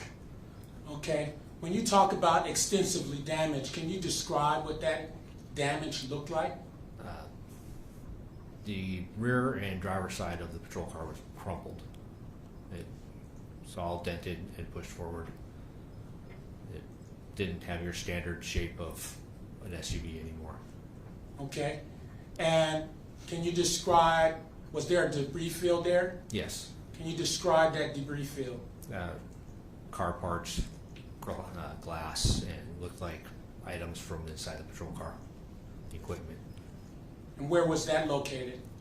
In the lanes of I-5 and on the shoulder. Okay. So when we're talking about I-5, how many lanes of travel is it in that part of the roadway? It's 3 lanes across. Okay. And then on the sides, what does the sides of the roadway look like? So the western side, there's a very wide shoulder. The exact width of it, I'm not sure. I would say 12 feet at least, if not a little bit bigger. And then when on the east side, in the center median, there's also a fairly wide shoulder. Then there's a cable barrier, grass median, Jersey barrier, and then you get to the northbound lanes. Okay. So when you talk about Jersey barrier, what's a Jersey barrier? It's a small concrete wall that Okay. they put between the freeway lanes. All right. And so we talked about the Stinson Road overpass. How far was the trooper's vehicle from that overpass? I'm not sure the exact distance, but it was fairly close. Okay. And when you saw the vehicle, where was it in relation to the roadway? It was completely off the roadway in the ditch. Okay. Did you try to go down to check on the person in the vehicle? I made it to the edge of the concrete on the shoulder, and then I was redirected. Okay. Where were you redirected to? To an SUV farther down the south of the patrol car. Okay. And so what did you do next? At that point, that was the first realization there was other vehicles involved, so I went to that SUV. Okay, so how far from the patrol vehicle was this SUV? I'd say 50, 75 yards. Okay, and where was it located? It was on the east side of I-5 in the median. Okay, and can you describe the damage to that vehicle? The passenger side was extensively damaged. That's the side that was to me. That's what I saw first. All right, and then did you go to try to see if anyone was in the vehicle? Yes. Which side did you go to first? The passenger side. All right, can you describe what that looked like? The door was open, but it was heavily damaged on the front end. It was crumpled and caved in, kind of pushed rearward towards the back of the car. Passenger side door was open. All the airbags were deployed. A lot of the windows were broken. Okay, and could you see if anybody was in the vehicle? Not really well, no. Okay, so what did you do next? I looked in the car. I could see the bottom half of someone in the driver's seat. I couldn't see anyone in the driver's seat or in the passenger seat. So at that point, I went around to the driver's side. Okay. And then what happened when you got to the driver's side? What did you see? There was an Arlington officer at the driver's door opening it. He asked me to stay there while he went and checked on another vehicle that was involved. Okay, and so what happened after that officer left? So I went and finished opening the driver's side door.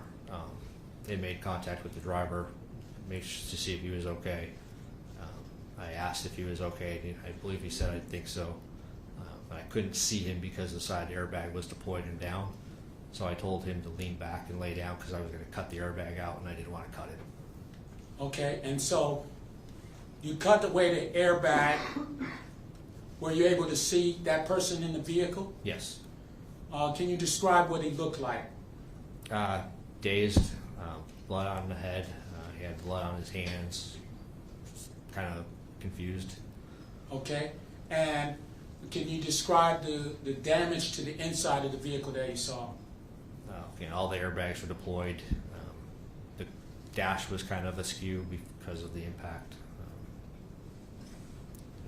About it. At one point, were you concerned about the damage to the vehicle? What do you mean? Was there smoke coming from the vehicle? Oh, yes. Okay, and why were you concerned about that? In case it was actual fire. All right, and did you investigate and determine what was going on? I did not, but I asked another officer who was there to check it, and they said it was just steam. There were still flames. Okay, and so could you smell anything at that time? Just airbag powder and coolant from the engine. Okay, and so did you talk to that driver? Yes. And what are some of the things that he told you? I asked him if he remembered what happened. He told me that he got disabled and then somebody hit him. And then I asked him if he was okay, if he was hurting anywhere. He told me that his hand hurt, his chest or his side hurt. I asked him what his name was. He told me his name was Raul. And then again, I asked him if he remembered what happened. And he said that he got cut off, spun out, and then somebody hit him and everything went off. Okay. Did he talk to you about trying to start the vehicle? I don't recall him doing that, no. Okay. And then did you ask him for any identification? I did, yes. And did he give you his identification? He did. And what was the name on the identification? Raul Benitez-Santana. And did you verify that was the person in the driver's seat? Yes. And is that person in the courtroom today? Yes.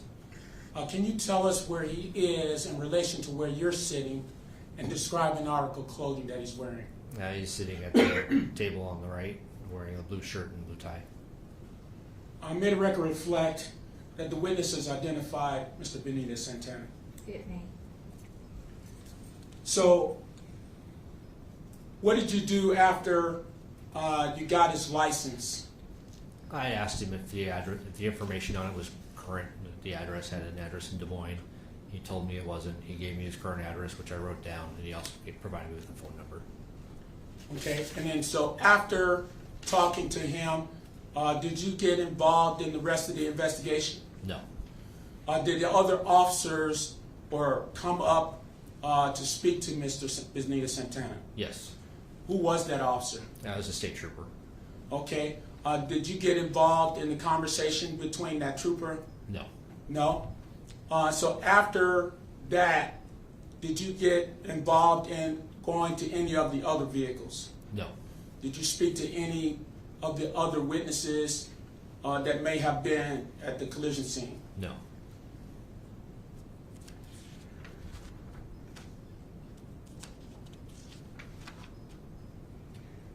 Were you wearing body-worn camera at the time? Yes.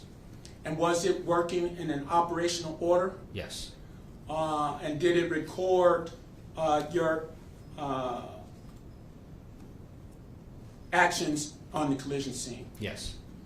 Would looking at a copy of that body-worn camera help to illustrate what you saw and the conversation that you had with Mr. Benitez-Santana? Yes.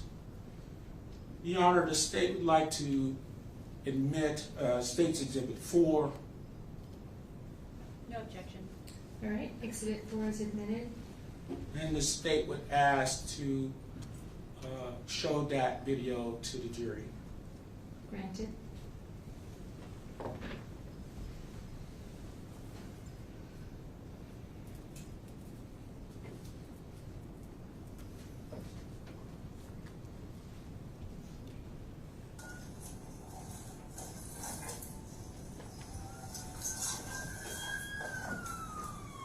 All right. I want to back it up.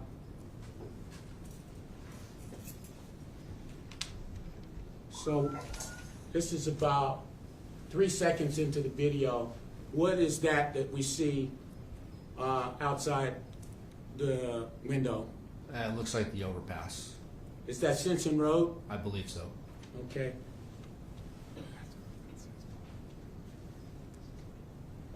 And do you recognize this body on camera? Yeah, that's the inside of my patrol car. So this is a fair and accurate citation of your body-worn camera from that morning? Yes.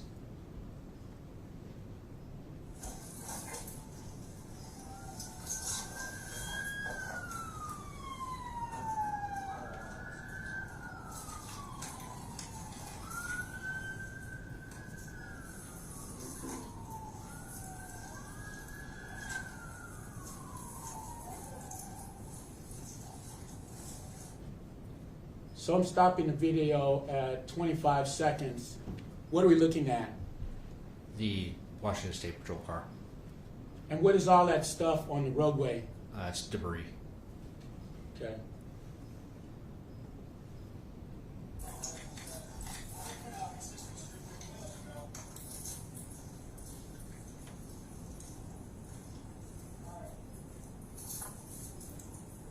So stopping here at 38 seconds. Do you know that officer? No.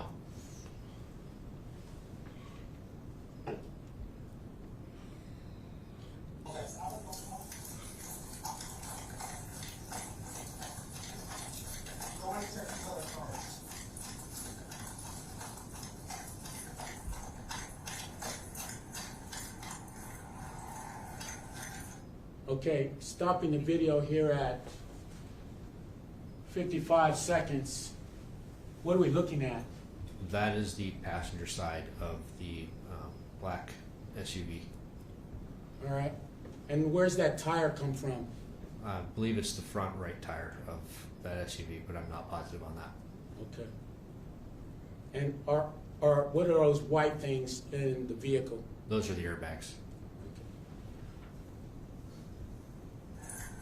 You okay? You all right?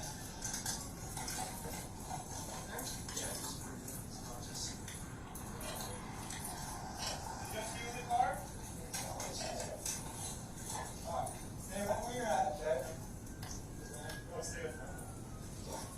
You all right, partner? Yes. You think so? Good.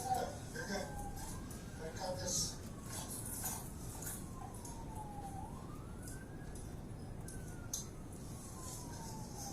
All right. Watch your hand, okay? Well, I'm gonna cut this airbag out.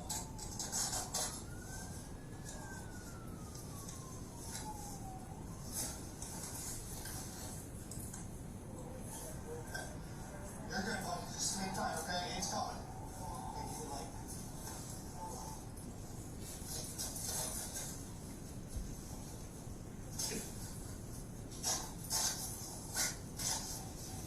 Is that just you? What hurts? Side. Your side? Anything else?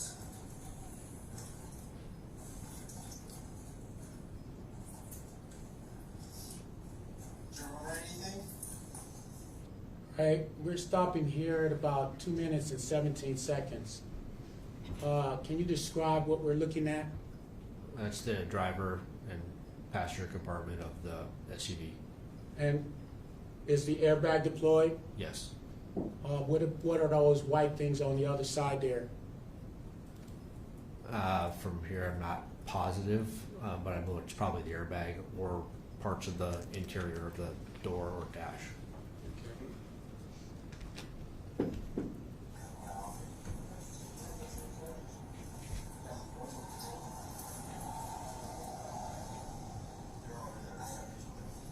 I got disabled on the freeway and then someone hit you?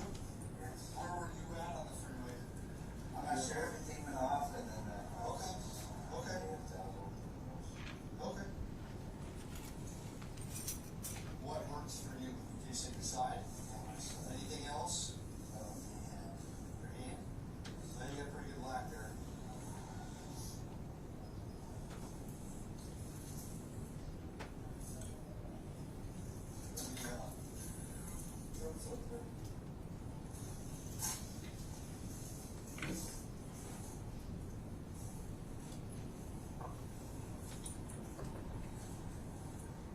So I'm just going to stop it briefly here at 3:14.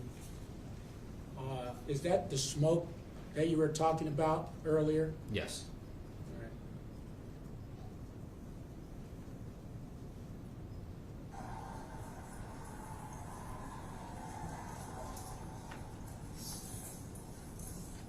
What's your name, bud? Raul. Raul?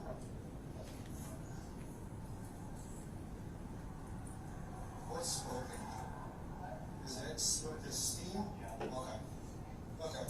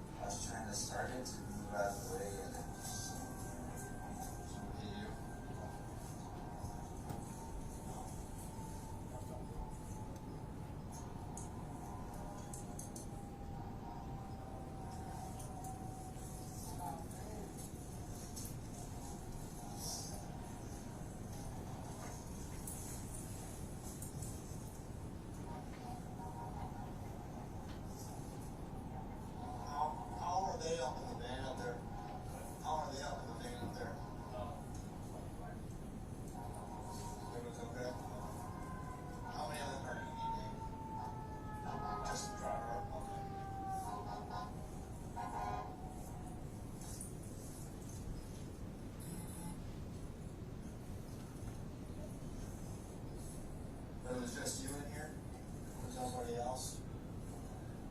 Was there somebody in your passenger seat? Did you try to get out over there? Yeah. Okay. I just asked because I see the blood over there. Okay. It's like you lost some cash over there too. Watch what's that.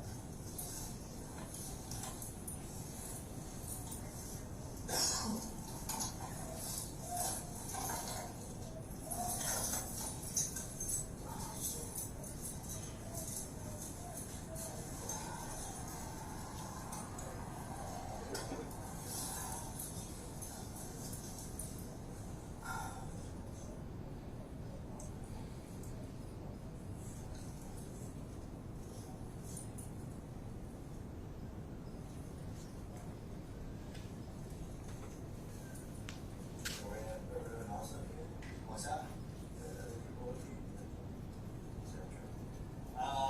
They're okay. I'm not sure about the officer. I got one thing in here. Conscious alert breathing. Just stand up pretty good. And there's one Vic in the driver of that van.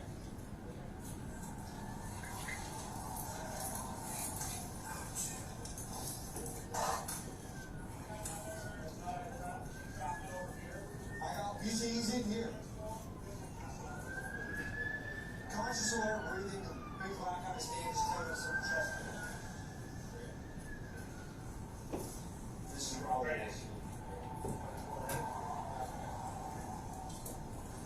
Still awake, Raul?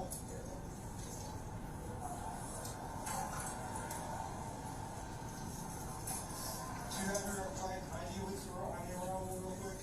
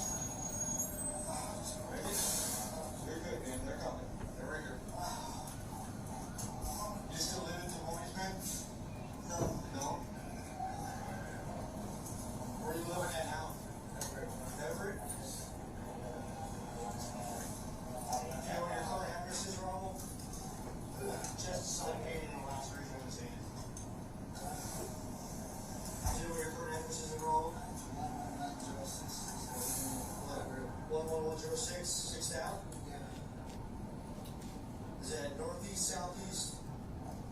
I'm not sure. Okay. Is it an apartment? House? Do you know what your phone number is? 206. Uh-huh. 088. Okay. Okay.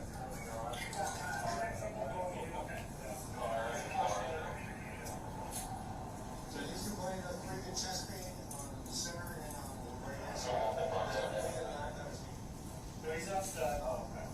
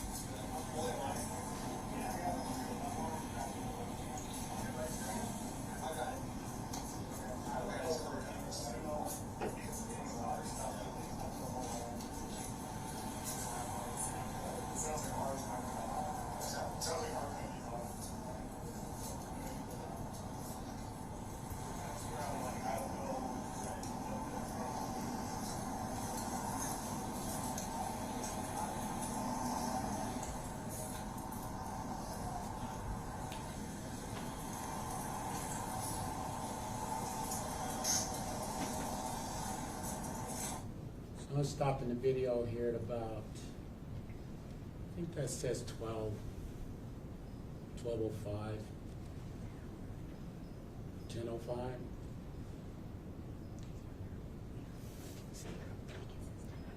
$10:05.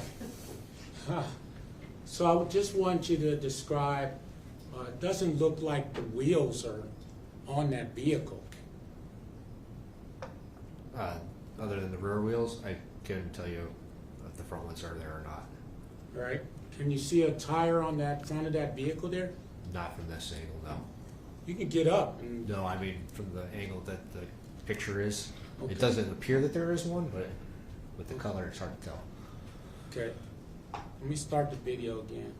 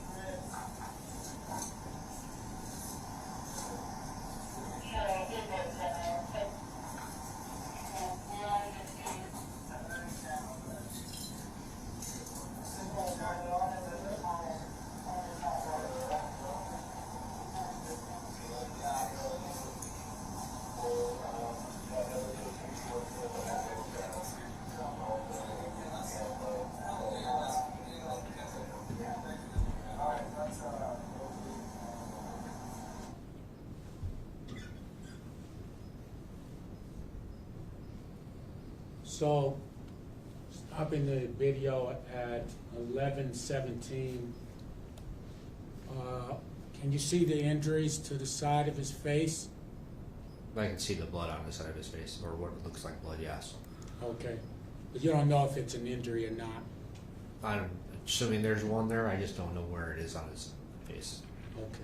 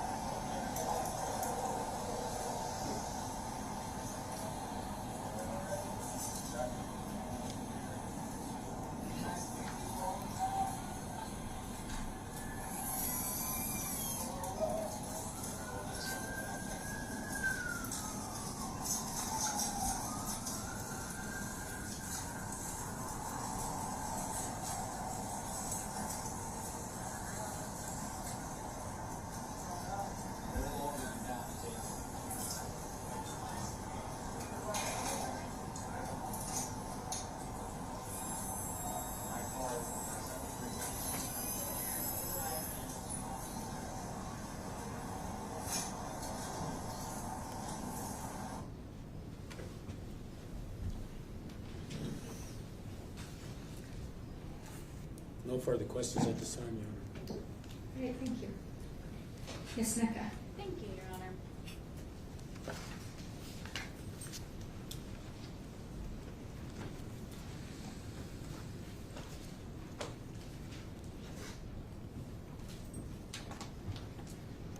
So Officer Mishler, I have a few questions about what you did when you first got to the accident site. Okay.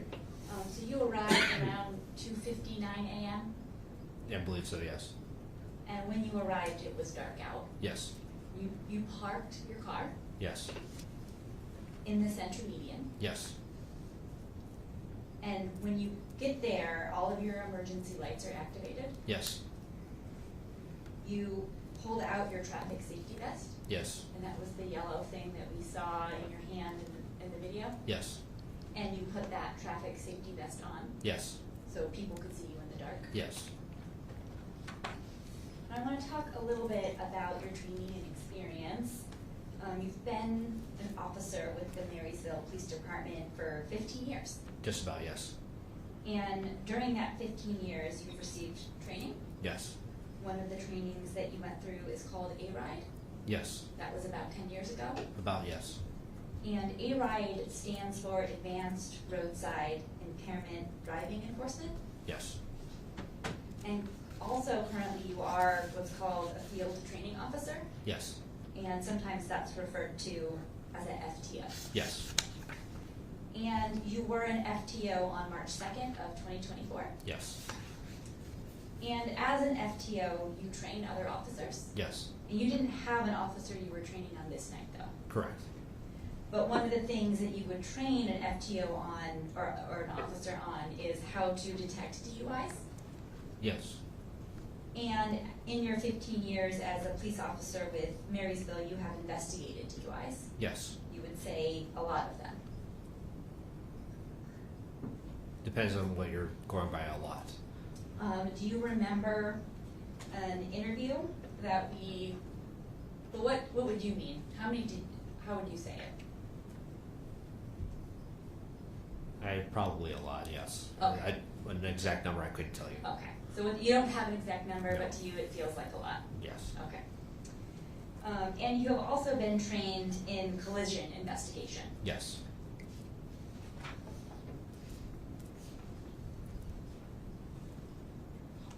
So I have some questions for you about the black SUV that night, and so I want to start with the outside of that black SUV. Okay. So the black SUV was on the east shoulder of I-5. Yes. And so that would mean if you were facing south on the left side of the road. Yes. The hood was steaming. Yes. And it Well, was the engine was, not the hood. the engine was steaming. The hood was kind of pushed back. Yes. And up. Yes. And the windshield, it's intact but covered in cracks. Yes. And other windows were broken. Yes, I believe so. So the front of this black Yukon was damaged. Yes. It was heavily damaged. Yes. You also saw the passenger side. Yes. And there was damage to that passenger side. Yes. And that was also heavy damage. Yes. And so there was extensive front end damage to this black SUV. Correct. This was a serious accident. Yes. And you could tell that just from looking at the condition of this SUV. Yes. Now I want to move on to the inside of the black SUV. You first went to the passenger door, is that correct? Yes. And that door was ajar. Yes. It was already open before you got there. Yes. And that passenger door, it was damaged. Yes. And you pulled that passenger door open. Yes. And you could see that the side airbag was deployed. Yes. You pushed that airbag aside I tried to push it up, yes. to try to get a better look. Yes. But you couldn't really get a better look at that point. Right. You could just see the lower half of somebody. Yes. And that person was in the driver's seat. Yes. What you could see at that point, though, was that the steering wheel airbag had been deployed. I don't recall that I could see that from there or not. At some point, you went around to the driver's side. Yes. And ultimately realized that the steering wheel airbag had been deployed. Yes. There was blood on that steering wheel airbag. Yes. And you also saw blood on the passenger seat. Yes. And so now I want to ask you a couple of questions about Mr. Benitez-Santana's physical condition. Originally, you couldn't see his physical condition. Correct. And you saw that when you went to the driver's side. Yes. And that door was already open. Yes. Another officer was on the driver's side initially. Yes.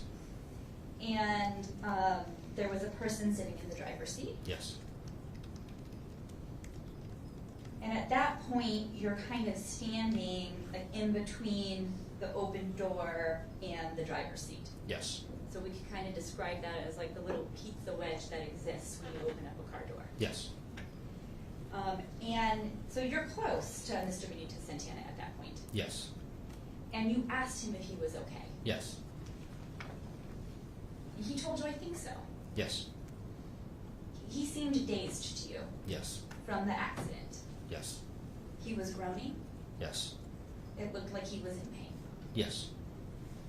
You asked him what hurt, Yes. and he told you what hurt. Yes. He told you that his side hurt. Yeah. He told you that his hand hurt, Yes. and you could see his hand. Yes. You saw there was a laceration on Yes. that hand. It was a large laceration, Yes. and it was actively bleeding. Yes. And you also saw that he was bleeding from injuries to his face. Yes. And so now I have a few questions about your specific interaction with Mr. Benitez-Santana. You asked him what happened that night, Yes. and he answered you. He did. And at some point, you're speaking with him, and then you stop to speak to the other officers. Yes. And then you would go back to him and re-engage in conversation. Yes. One of the questions that you asked him is if he had ID, Yes. and he did. Yep. It was in his wallet, Yes. and his wallet was in his pocket. Yes. And so he took his wallet out of his pocket, Yes. he opened up his wallet, Yep. he found his ID, Yep. and he gave it to you. Yes. And after you got his ID, you had some more questions for him about it. Yes. You noticed that the address was not nearby. Yes. And so you wanted to know if it was still a good address for him. Correct. And he was able to tell you that it was not. Right. And you asked him for an updated address. Yes. He was able to give you that. Yep. You asked him for a phone number. Yes. And he was able to give you his phone number. Yep. So you're asking Mr. Benitez-Santana questions, and he's able to answer those questions. Yes. And while he seemed a little dazed, he also seemed coherent. Yes.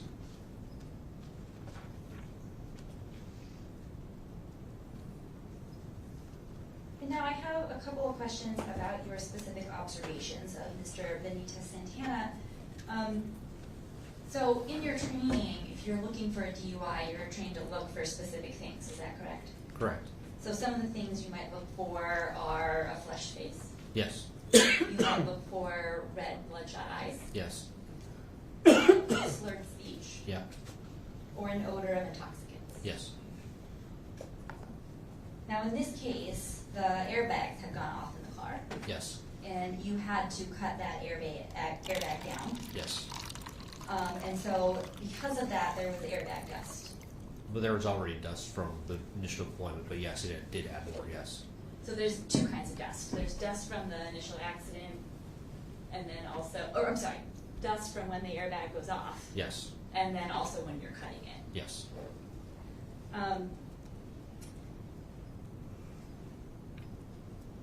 And so that the dust from the airbag, that could cause someone's eyes to be red. Yes. And in terms of slurred speech, you didn't notice any slurred speech. No. You did not smell an odor of alcohol. No. You did not smell an odor of marijuana. No. You did not see any alcohol containers in the car. No. You did smell the odor from the airbag, Yes. but no odor of intoxicants. No. And when you're with Mr. Benitez-Santana at the car, you didn't see any indications of impairment. No.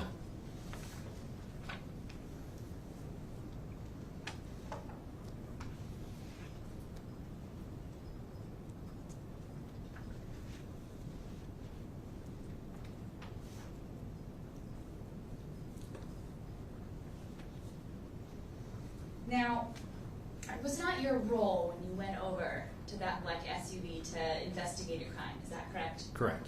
You were just there to see if Mr. Benitez-Santana was okay? Yes. But while you were over there, you were asking him questions? Yes. And you were the only officer initially asking him questions? Yes. And eventually, a Washington State Trooper came over. Yes. And you told that Washington State Trooper about your observations of Mr. Benitez-Santana. Yes. you told him that you didn't notice any indications of impairment. Yes. And at that point, you thought that Washington State Patrol would be the one heading up this investigation Yes. because it happened on the highway. Yes.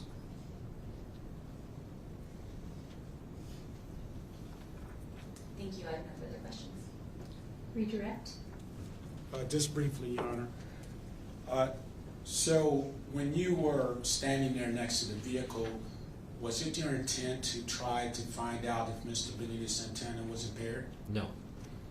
So you weren't really, were you looking for signs of impairment? Not specifically looking, no. Okay. So how do you know that the dust from the airbags made his eyes red? I don't know that that's what it was. Because you didn't see his eyes. No. And when you were talking to the officer, the trooper that came up, you were describing what you smelled. Yes.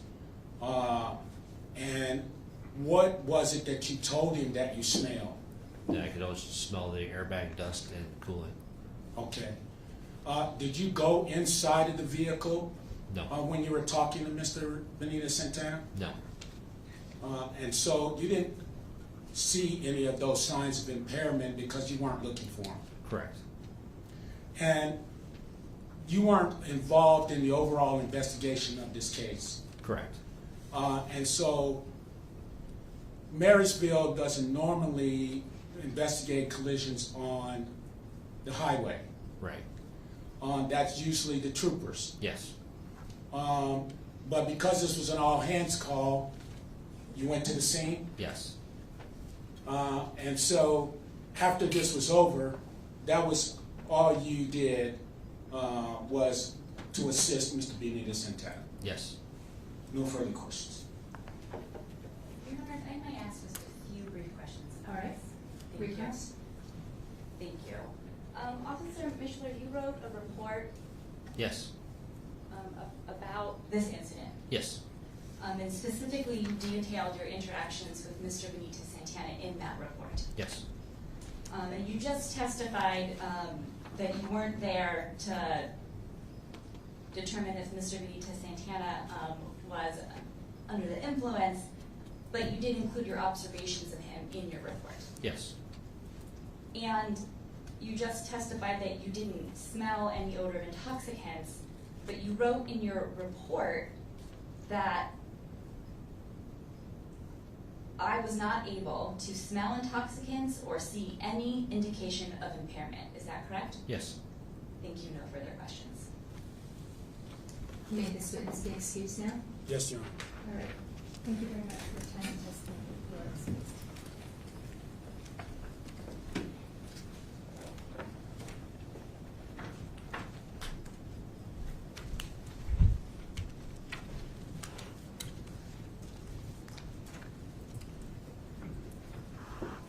Your Honor, the state calls Trooper Connelly.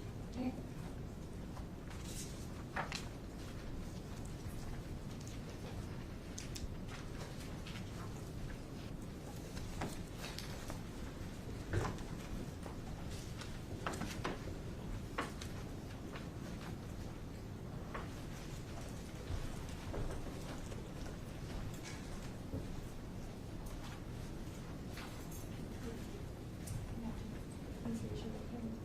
Do solemnly swear or affirm the testimony you're going to give in this proceeding will be the truth, the whole truth, and nothing but the truth? All right, please proceed.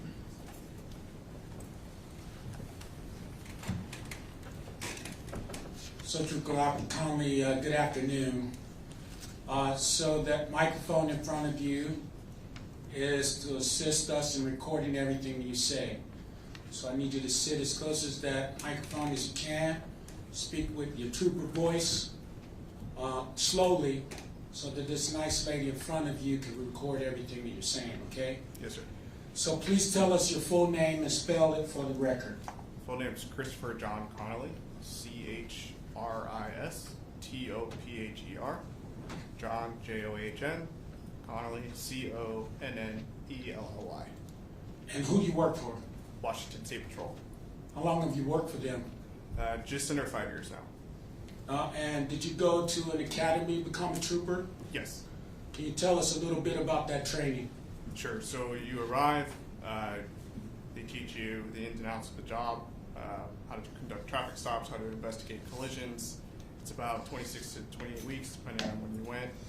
After you're proficient, you take all the testing. You do standardized field sobriety tests, different collisions, different practicals, and then you go on to a 10-week FTO program. And what's FTO? It's field training officer, so you sit side by side with a experienced trooper that knows the job, has been doing the job, and they kind of coach you along in how to perform the job. And is that a pass-fail event? In a way, kind of. Yes. Okay.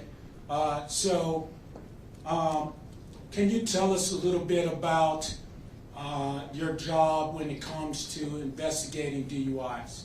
Yes.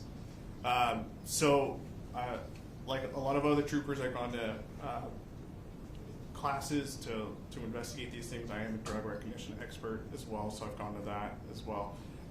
When we show up on scene, depending on the circumstances of the scene, we'll investigate it, start interviewing the driver of that scene, any witnesses that are there that can corroborate the story or anything that occurred prior to that. That would help us kind of go in a certain direction. Sometimes a crash is just a crash. Sometimes there's an impairment involved, so we'd have to investigate the impairment aspect of it as well.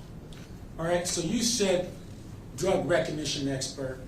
Can you tell us a little bit about what that is and the training that you receive? Sure. You go to a class, you're selected to go to a class by your fellow DREs at the point. You go to a classroom aspect of it. It's about 2 weeks long. You take a bunch of tests. You sit there. You're evaluated on it. You write some. You do a ton of different evaluations, a ton of different testing that you have to pass at certain levels, and then you go down to, or in my case, I went down to Arizona, and you do 12 field certifications on guys that have been impaired by drugs, and you have to get those classifications right in order to pass. Okay, and you passed all of those tests? Yes. And so you're certified DRE? Yes. All right. So do you use that training and experience in investigating all collisions? Pretty much, yes. All right. And so were you involved in responding to a collision on I-5 on March 2nd of 2024? Yes. Can you tell us how you were notified about this collision? Yes. Early in the early hours, just before 3 a.m., I was westbound on State Route 2 over the trestle when I was advised by WSP dispatchers or communication that a 3-car collision involving a trooper vehicle had just occurred on the southbound I-5 shoulder just north of 202, or the exit to 202. And where is exit 202 at? Right by our State Patrol office, 116th Street. And what city is that in? It's like Tulalip, Marysville. All right. In Washington? Yes. All right. And so you get to the scene. Where exactly was the collision at?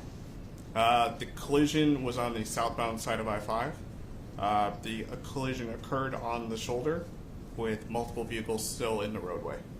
Okay. And where were you at when you arrived on scene? I was behind on the northbound side of the southbound lanes. So I was in the southbound lanes, but north of it, Okay. blocking the roadway. Okay. And when you got on scene, what was your primary duty? To scene it, size it up, the investigation. There's tons and tons of people around, so everybody's kind of doing. It's pretty chaotic, but my initial assessment is it's a state route, so it's our jurisdiction. All right. So we've heard a lot about this jurisdiction thing. Yes. Can you explain what it means, State Patrol jurisdiction? It's pretty simple. State Patrol jurisdiction is we can pretty much go anywhere in the state that we want to go. We can do anything that we want to do in that regards. But that doesn't mean that we're limited to I-5 or state routes. That's just our primary focus.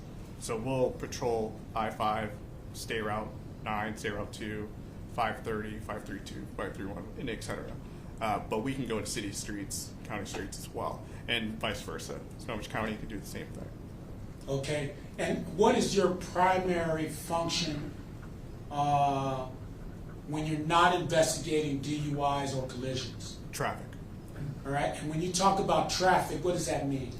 Keeping traffic flowing, making sure that we're slowing people down. If there's speeders, we stop the speeders. If we have collision-causing driving behaviors, we'll try to stop those people. We'll try to intervene before the collisions occur. Okay, and so it's more of a reactive thing? Yes. All right, and so we've heard some testimony about blacked out. Do you know what that phrase means? In this particular aspect, yes.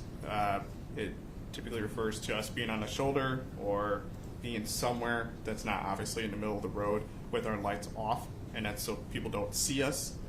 It gives it just like everybody knows that if you see a cop, most people hit their brakes.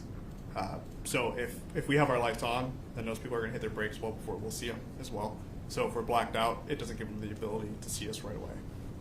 Okay, and when you're on the side of the road, what kind of things are you doing?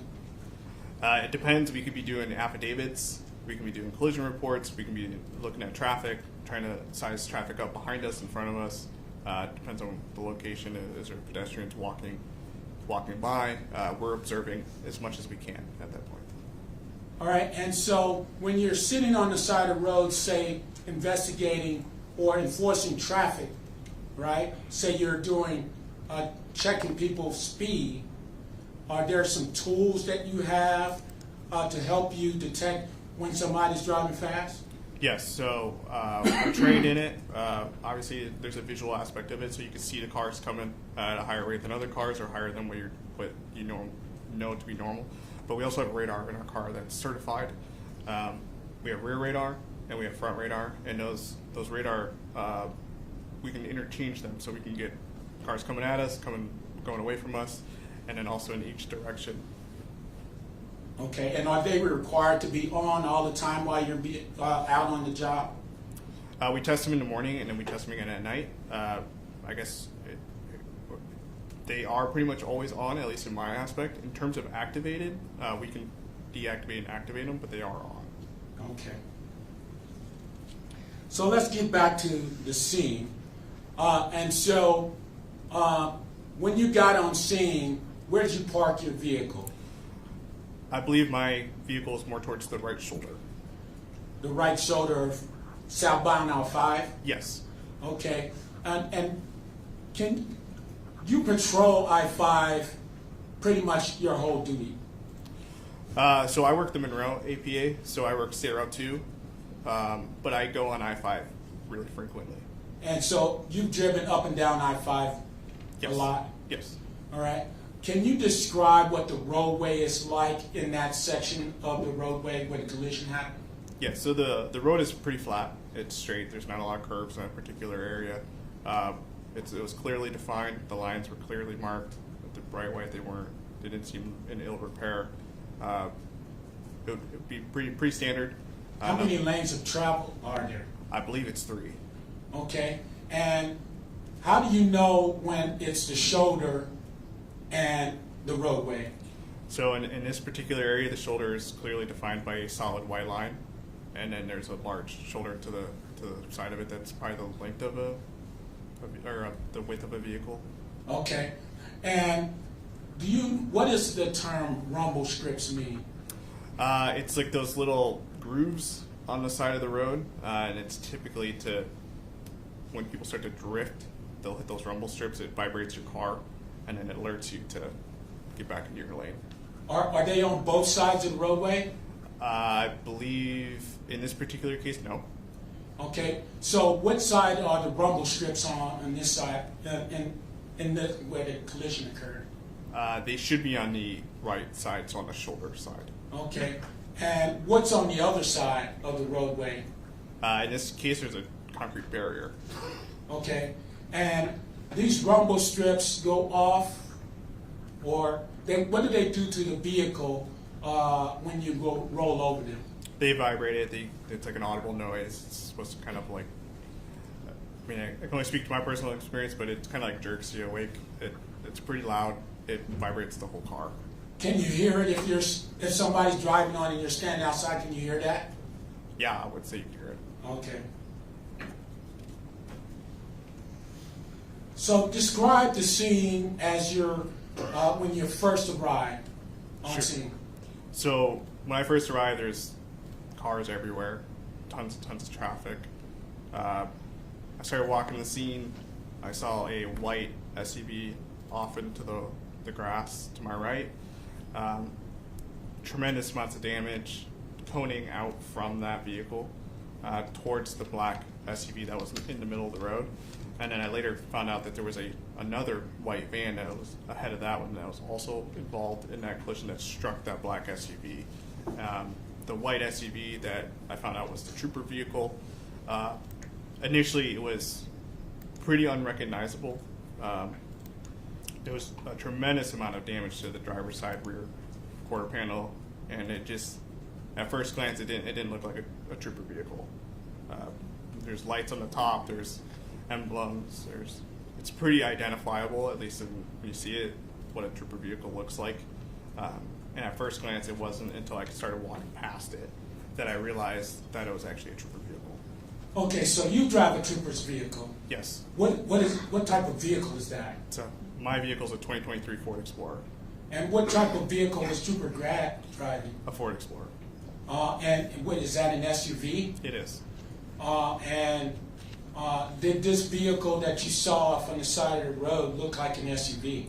It looked like an SUV, but it didn't look like a trooper vehicle. So like I said, there's a tremendous amount of damage to it that at first glance, when I first walked up to it, it just looked like some mangled white scrap metal. Okay.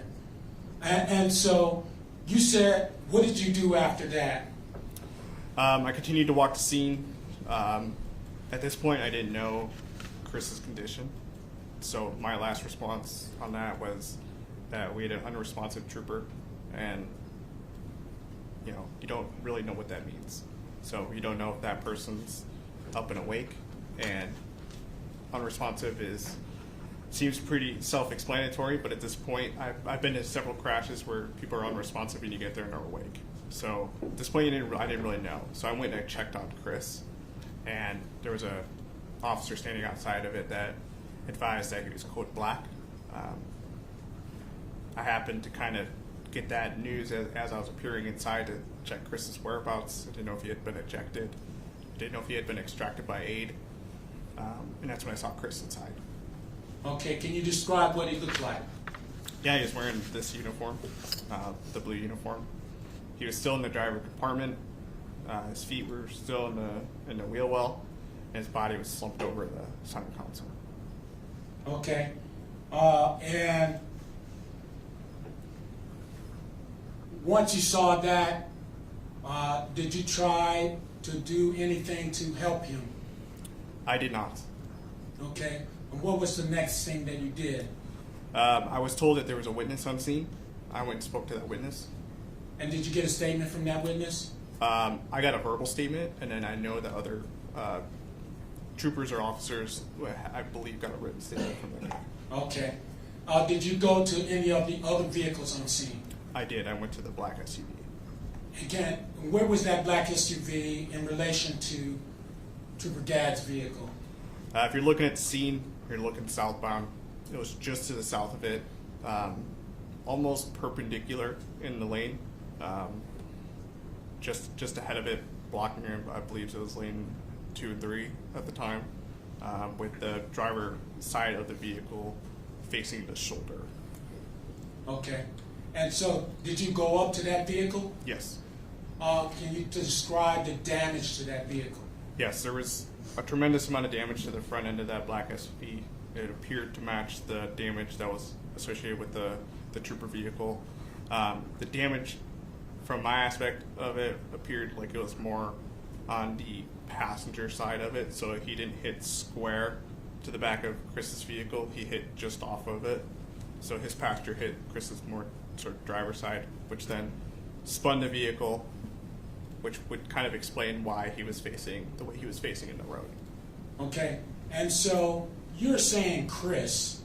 When you say Chris, are you talking about Trooper Gadd? Yes. Okay. So did you go over and see if anybody was still in that black SUV? Yes. Was there anyone in the vehicle? Yes. Did you talk to that person? I did. And what did you talk to him about? Initially, about impairment. Okay, can you tell us what that conversation entailed?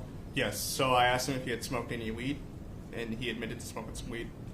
What is weed? It's cannabis, marijuana, green leafy-like substance that people smoke to generally get high. Okay, and what was his answer to that question? He said yes, he was smoking weed. Did he say about how long before the collision he had smoked? He told me 9 o'clock. It was 3 in the morning, so I asked him if he could clarify what that meant, and he said, I believe I asked him if it was in the morning or like 9 p.m. or 9 a.m. He told me it was 9 a.m. 9 a.m. Okay. Did you ask him any other questions? Yes, I asked him if he had taken any methamphetamines, fentanyl, cocaine, or had been drinking any alcohol, and he admitted to drinking alcohol, which he said he had one at 10 p.m. Okay. Did you see any other signs of impairment? Essentially, the lethargic nature of him, so kind of like slow movements, dazed, he had bloodshot eyes, but the collision was very, very fresh at that aspect, so you can only smell the fluids of the vehicle. Like I said, there's a tremendous amount of damage to it, so you're smelling airbag deployment and all the different fluids associated with that. Okay. And so at this point, do you have limited information? Yes. Did you pass that information on to any other officers? I believe I did. Okay.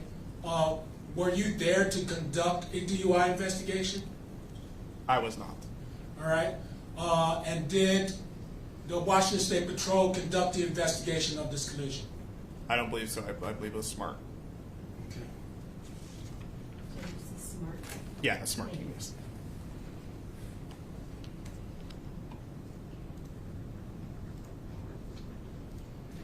And just to clarify, you said earlier he was wearing this blue uniform, and then you pointed at yourself. Yes. So are you describing the uniform that you're wearing? Yeah, so this blue uniform is our Class A uniform, so he was wearing a blue uniform that's associated with the Washington State Patrol. And does that blue uniform have patches on either shoulder that tell people that you're a Washington State Patrol trooper? It does. All right, and do you have a badge? Yes. All right, and so this is a similar uniform that Mr. Trooper Gadd was wearing at the time? Yes.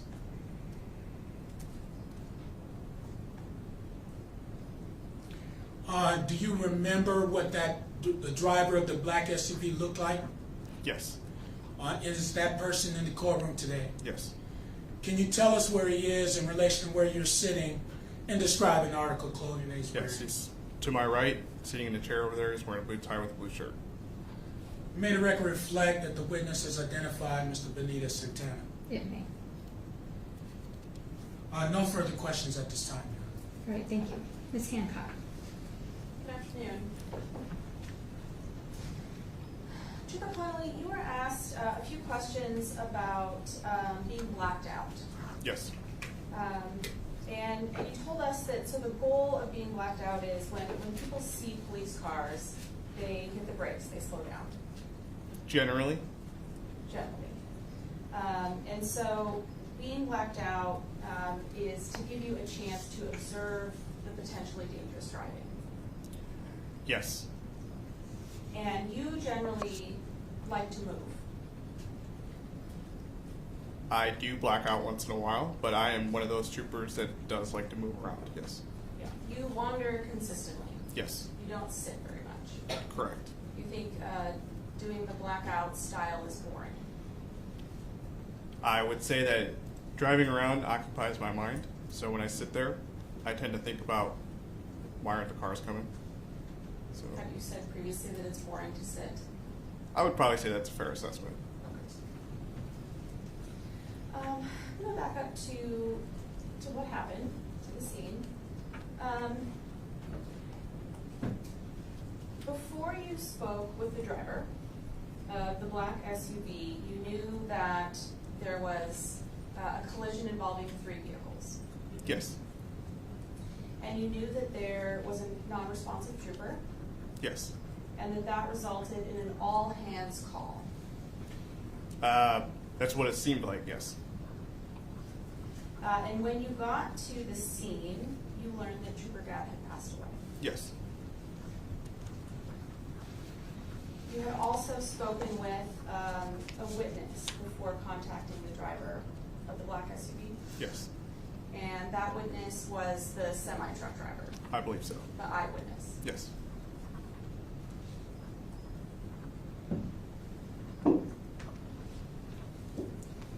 And when you arrived, there were other officers already there. Yes. There was an officer from the Marysville Police Department, Yes. and there was a Snohomish County deputy. I believe so. There were some other troopers that were there. Yes. Trooper Hansen was there. Yes. Trooper Williams. Yes. At some point, Sergeant Mills showed up, Yes. and you and Trooper Williams had a fluid conversation about what your role was going to be, whether it was appropriate for the State Patrol to be involved in the investigation. Yes, I was trying to figure out what my role specifically was going to be and what state should or should not be doing. And Sergeant Mills was briefly involved in that conversation towards the end. At the very end, yes. You personally knew Trooper Gadd. I did know Chris.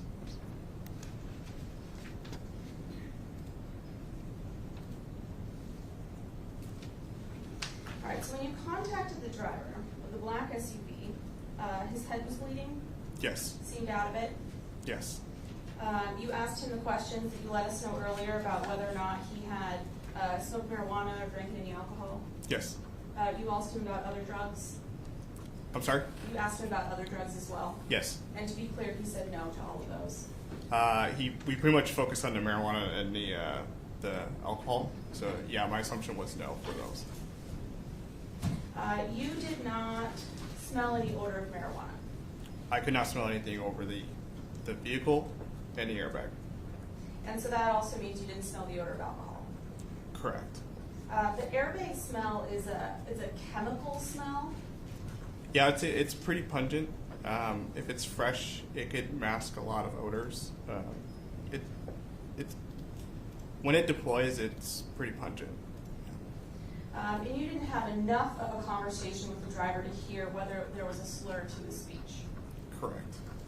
He was still in your vehicle. Yes, He was facing forward. I believe so. He was slouched. Yes. You were coming in perpendicular to him, Yes. and that was the only time that you were close to him. That was the closest I became to him, yes. And you were not wearing a body camera. Correct. None of the troopers had body cameras at the time. Correct. They weren't issued to us yet. Yeah. All of them have them now. You have one now. Yes. So at some point, the medics took the driver to the hospital, Yes. and you followed them to the hospital. I met them there. Met them there. Deputy Mashburn was there, Yes. and a couple of other troopers as well. Yes. I believe Trooper Thomas was there, Yes. and Trooper Williams. Yes. They are also drug recognition experts as well. Yes. When you arrived, those other officers were already there. Talking about Trooper Williams, those officers, is that what you're talking about? There were some officers already there. Yes. Yes. And there were also officers in the hospital room with the driver. Yes. Marysville Police was there. I believe so. A sergeant from Linwood Police Department was there. Yes. Sergeant Rowe was there. My understanding was he was the sergeant that was there. Oh. Officer Rowe was there. Yeah, so he was there as the DRE. I see.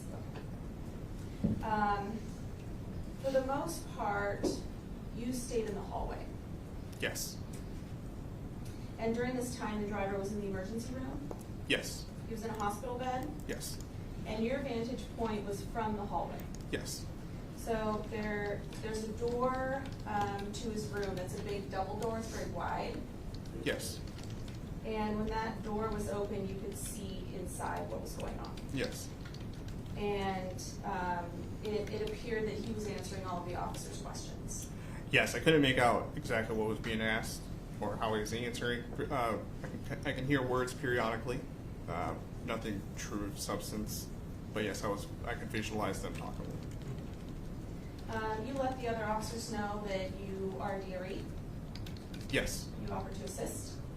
I offered to help in any way I could.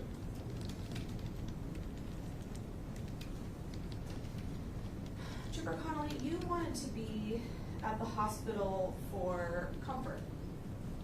I was asked to be there, but it was comforting to be there, yes. You wanted there to be a member of the Washington State Patrol alongside the driver. Yes. And specifically the driver of the black SUV. Yes. You also, in addition to being a personal comfort to you, you also wanted to be a comfort for other employees of the Washington State Patrol. I can't speculate on what that would do, but I felt like if I was in that same situation, if that happened to be me, I would want my fellow troopers to be there, my friends and my family. It's emotional for you. Yes. You're a state trooper. Yes. And by family, you mean Trooper Gadd's family? Family, work family, friends, loved ones. Yeah, in no way do you mean Mr. Benitez-Santana's family or the family of the driver of the SUV. I can't prevent them from being in the ER. So But that's not why you were there. that was not why I was there, no. You specifically asked if you could stay. Yes. And in terms of the offering to assist with the investigation, it has a lot to do with your own feelings as well, other than in addition to your duties as a trooper. Right, my duties come first, but if there was a way that we can get some solace out of it, some personal comfort or comfort for his family, that would also be a goal. And there was you did an interview as well. I'm sorry? You did an interview as well with the state nine? Yes. Yeah, that was at your office, right? Yes. What was in Marysville? Yes. And you were getting a little emotional during that interview as well. I'm sure you can describe it as that. You turned the recorder off for a little bit, briefly. I think you guys. Relevance, Your Honor. Ghost bias. Pardon me? Ghost bias. It's not a neutral witness. All right, I'll overrule. Sorry, you can answer. I believe you offered to turn it off, and I believe I said you didn't have to.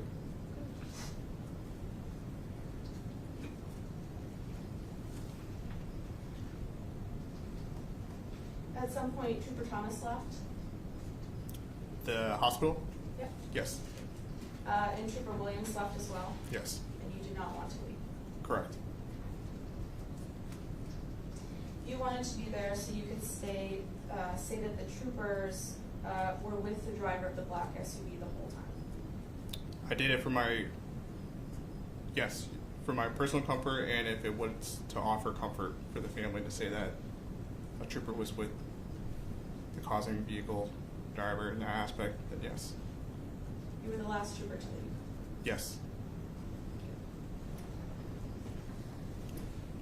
Redirect.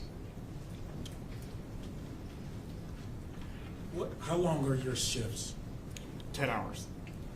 And on those 10 hours, are other troopers also on shift? Yes. And you guys work as a team? Yes. And Trooper Gadd was a member of your team? Yes, in theory, yes. And that team encompasses not only the troopers, but their families? Of course. And so a member of your team was down? Yes. And so you wanted to do whatever you could for a member of your team that was down? Yes. And that's what you did? Yes. No further questions? Nothing further. Thank you. May this witness be excused? Yes. Trooper Connelly, thank you very much for your time and testimony. Thanks, sir.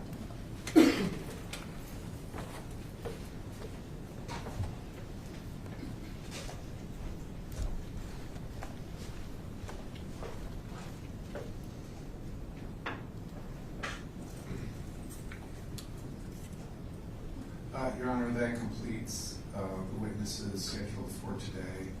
So Right. we're asking to reconvene Tuesday at 9. I was going to say, unless you have a very short witness, we're going to recess now. Understood, Your Honor. All right, so members of the jury, Monday is a holiday, so we will not be in session on Monday. So we will reconvene Tuesday morning at 9 a.m. Again, just like this morning, you can come straight through. The jury room will be open, and you can go straight in there. During this recess and every other recess, do not discuss this case among yourselves or with anyone else, including your family and friends. This applies to your internet and electronic discussions as well. You may not talk about the case via text messages, email, telephone, internet chat, blogs, or social networking websites. Do not even mention your jury duty in your communications on social media such as Facebook or Twitter or X. If anyone asks you about the case or about the people or issues involved in the case, you are to explain that you are not allowed to discuss it. Do not allow anyone to give you any information about the case, including in your electronic communications. If you start to overhear a discussion or receive information about anything related to this case, you must act immediately so that you no longer hear or see it. If you become aware that you or another juror has been exposed to outside information, please privately notify Ms. Amendola, but do not discuss it with your fellow jurors. Do not read, view, or listen to any report from the newspaper, magazines, social networking sites, blogs, radio, or television, or on the internet on the subject of this trial. Do not conduct any research or consult any other outside sources about this case, the people involved in this case, or its general subject matter. If you happen to pass the scene of any event that occurred in this case, you are not to stop and investigate. You must keep your mind open and free of all outside information. Only in this way will you be able to decide this case based solely on the evidence and my instructions on the law. So with that, thank you very much for your time and attention today. And we will be at recess until Tuesday morning at 9 a.m. All rise.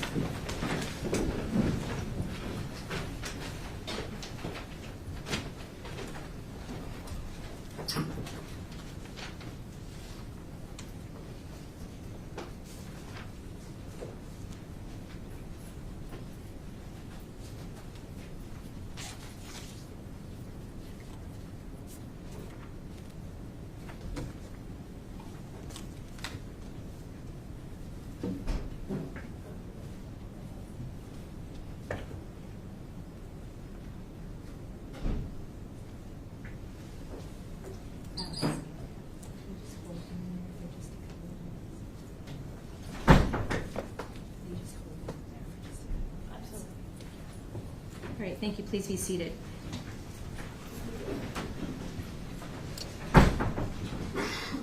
So I just want to circle back while we have a couple of minutes before we recess for the long break. Ms. Hancock, have you had any other, I know it's hard, but have you had any other time to think about juror number 3? I'm nervous about having a reservation. So if we want to address anything with regard to juror number 3, then I would think we should do it now.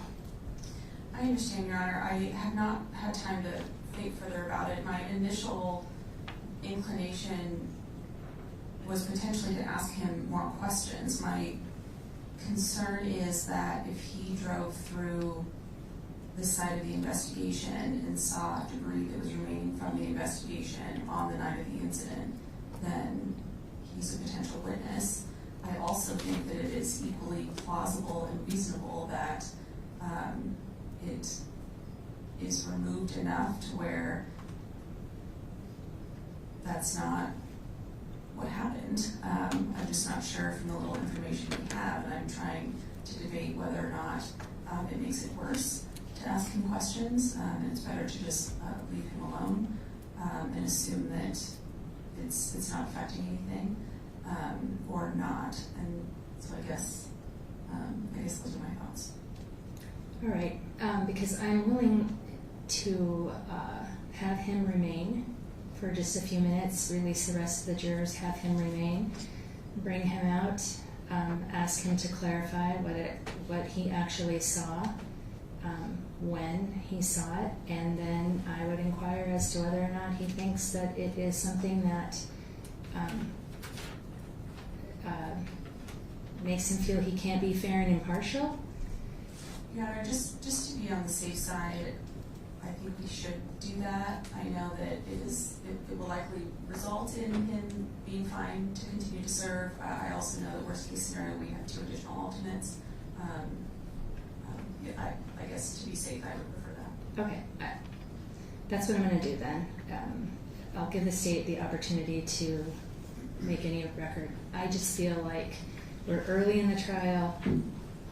We have 2 alternates. I typically think about seating 1 alternate for each week of trial. We've got 2 weeks of trial left, so that kind of still was in my wheelhouse as far as what I think. But Mr. Darrow? Well, as I say, the state really doesn't have any motion on this, but I mean, I'm not opposing further questioning if that's what defense is asking for. Okay. Right. So we'll release the rest of the jurors and then just ask juror number 3 to remain. All rise to the jury.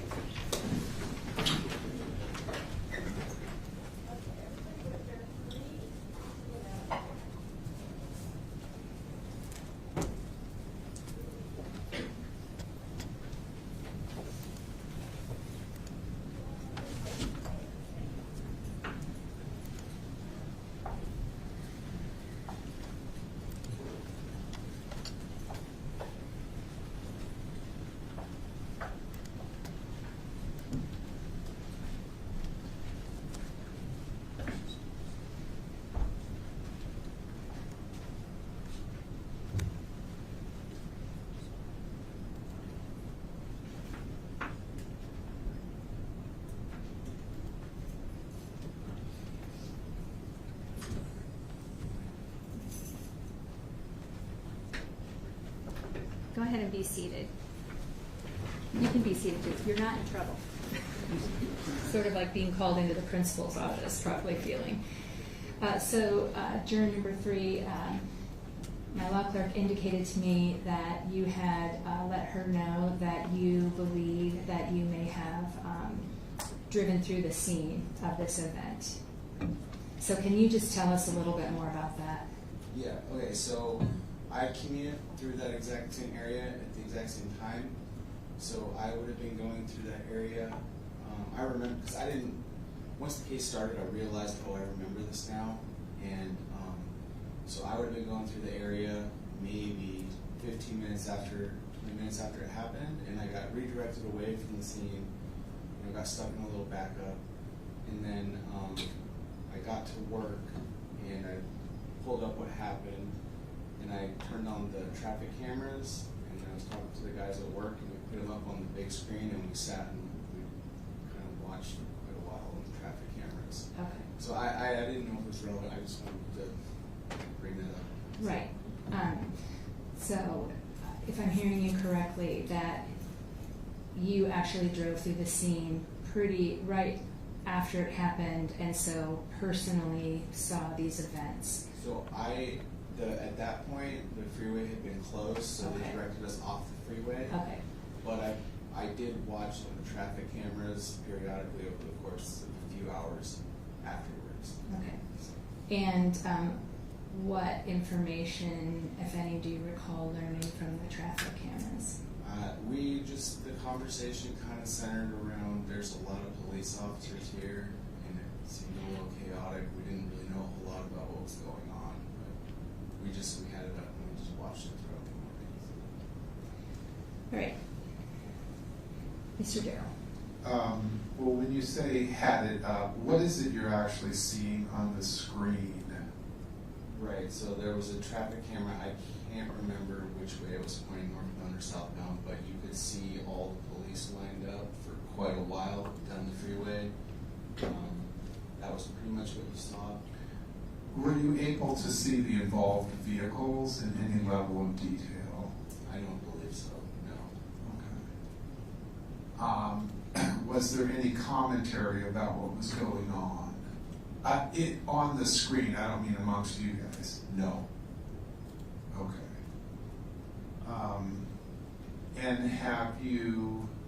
And was that the extent of the information that you gathered? Yes, until, later on that day, I researching a bit in the news and whatnot about what happened. So. Okay. So what did that research consist of? Just going to news websites to see what they had said about the accident.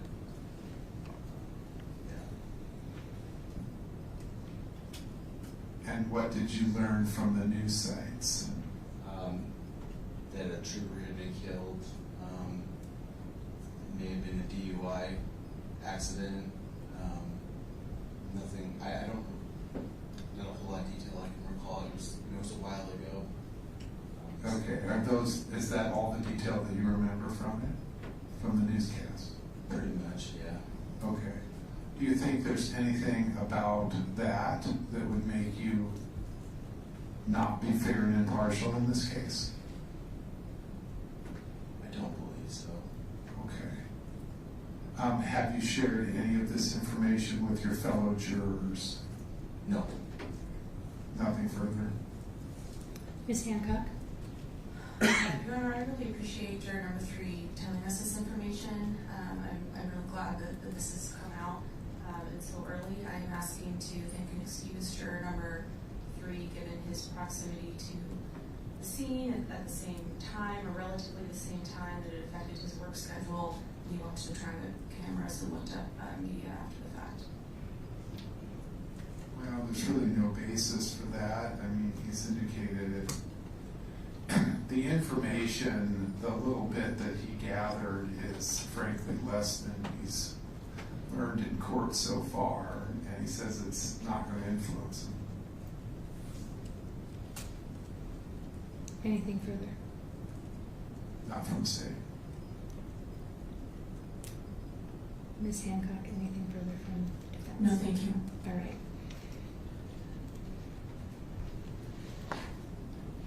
I truly appreciate you doing exactly what we would expect jurors to do, which is to disclose this information. I am going to release you. It's absolutely nothing personal, but I'm sure that you can understand that we want to make sure that there is a completely fair and impartial jury. And so, given the proximity of your involvement with the event, I'm going to go ahead and excuse you from further jury duty. By excusing you, you are able to talk about it now. If you would like to, I would ask you, as a favor to the court, not to talk about it until the case is concluded. Right? Thank you very much. I would have said something before, but I didn't know. I understand. Sometimes it is in the back of your mind, and then all of a sudden you realize, oh, geez, that accidents happen on I-5. So, all right. Thank you very much. Thank you.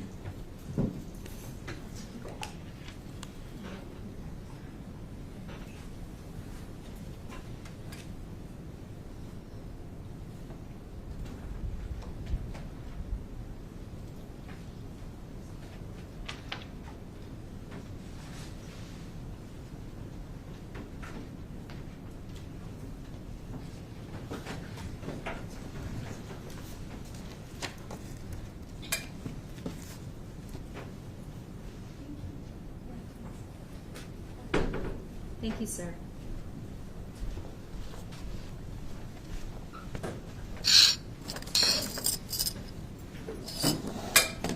All right, with that, court will be be at recess. Thank you very much. I'll see you all at 9 o'clock on Tuesday, and have a nice weekend.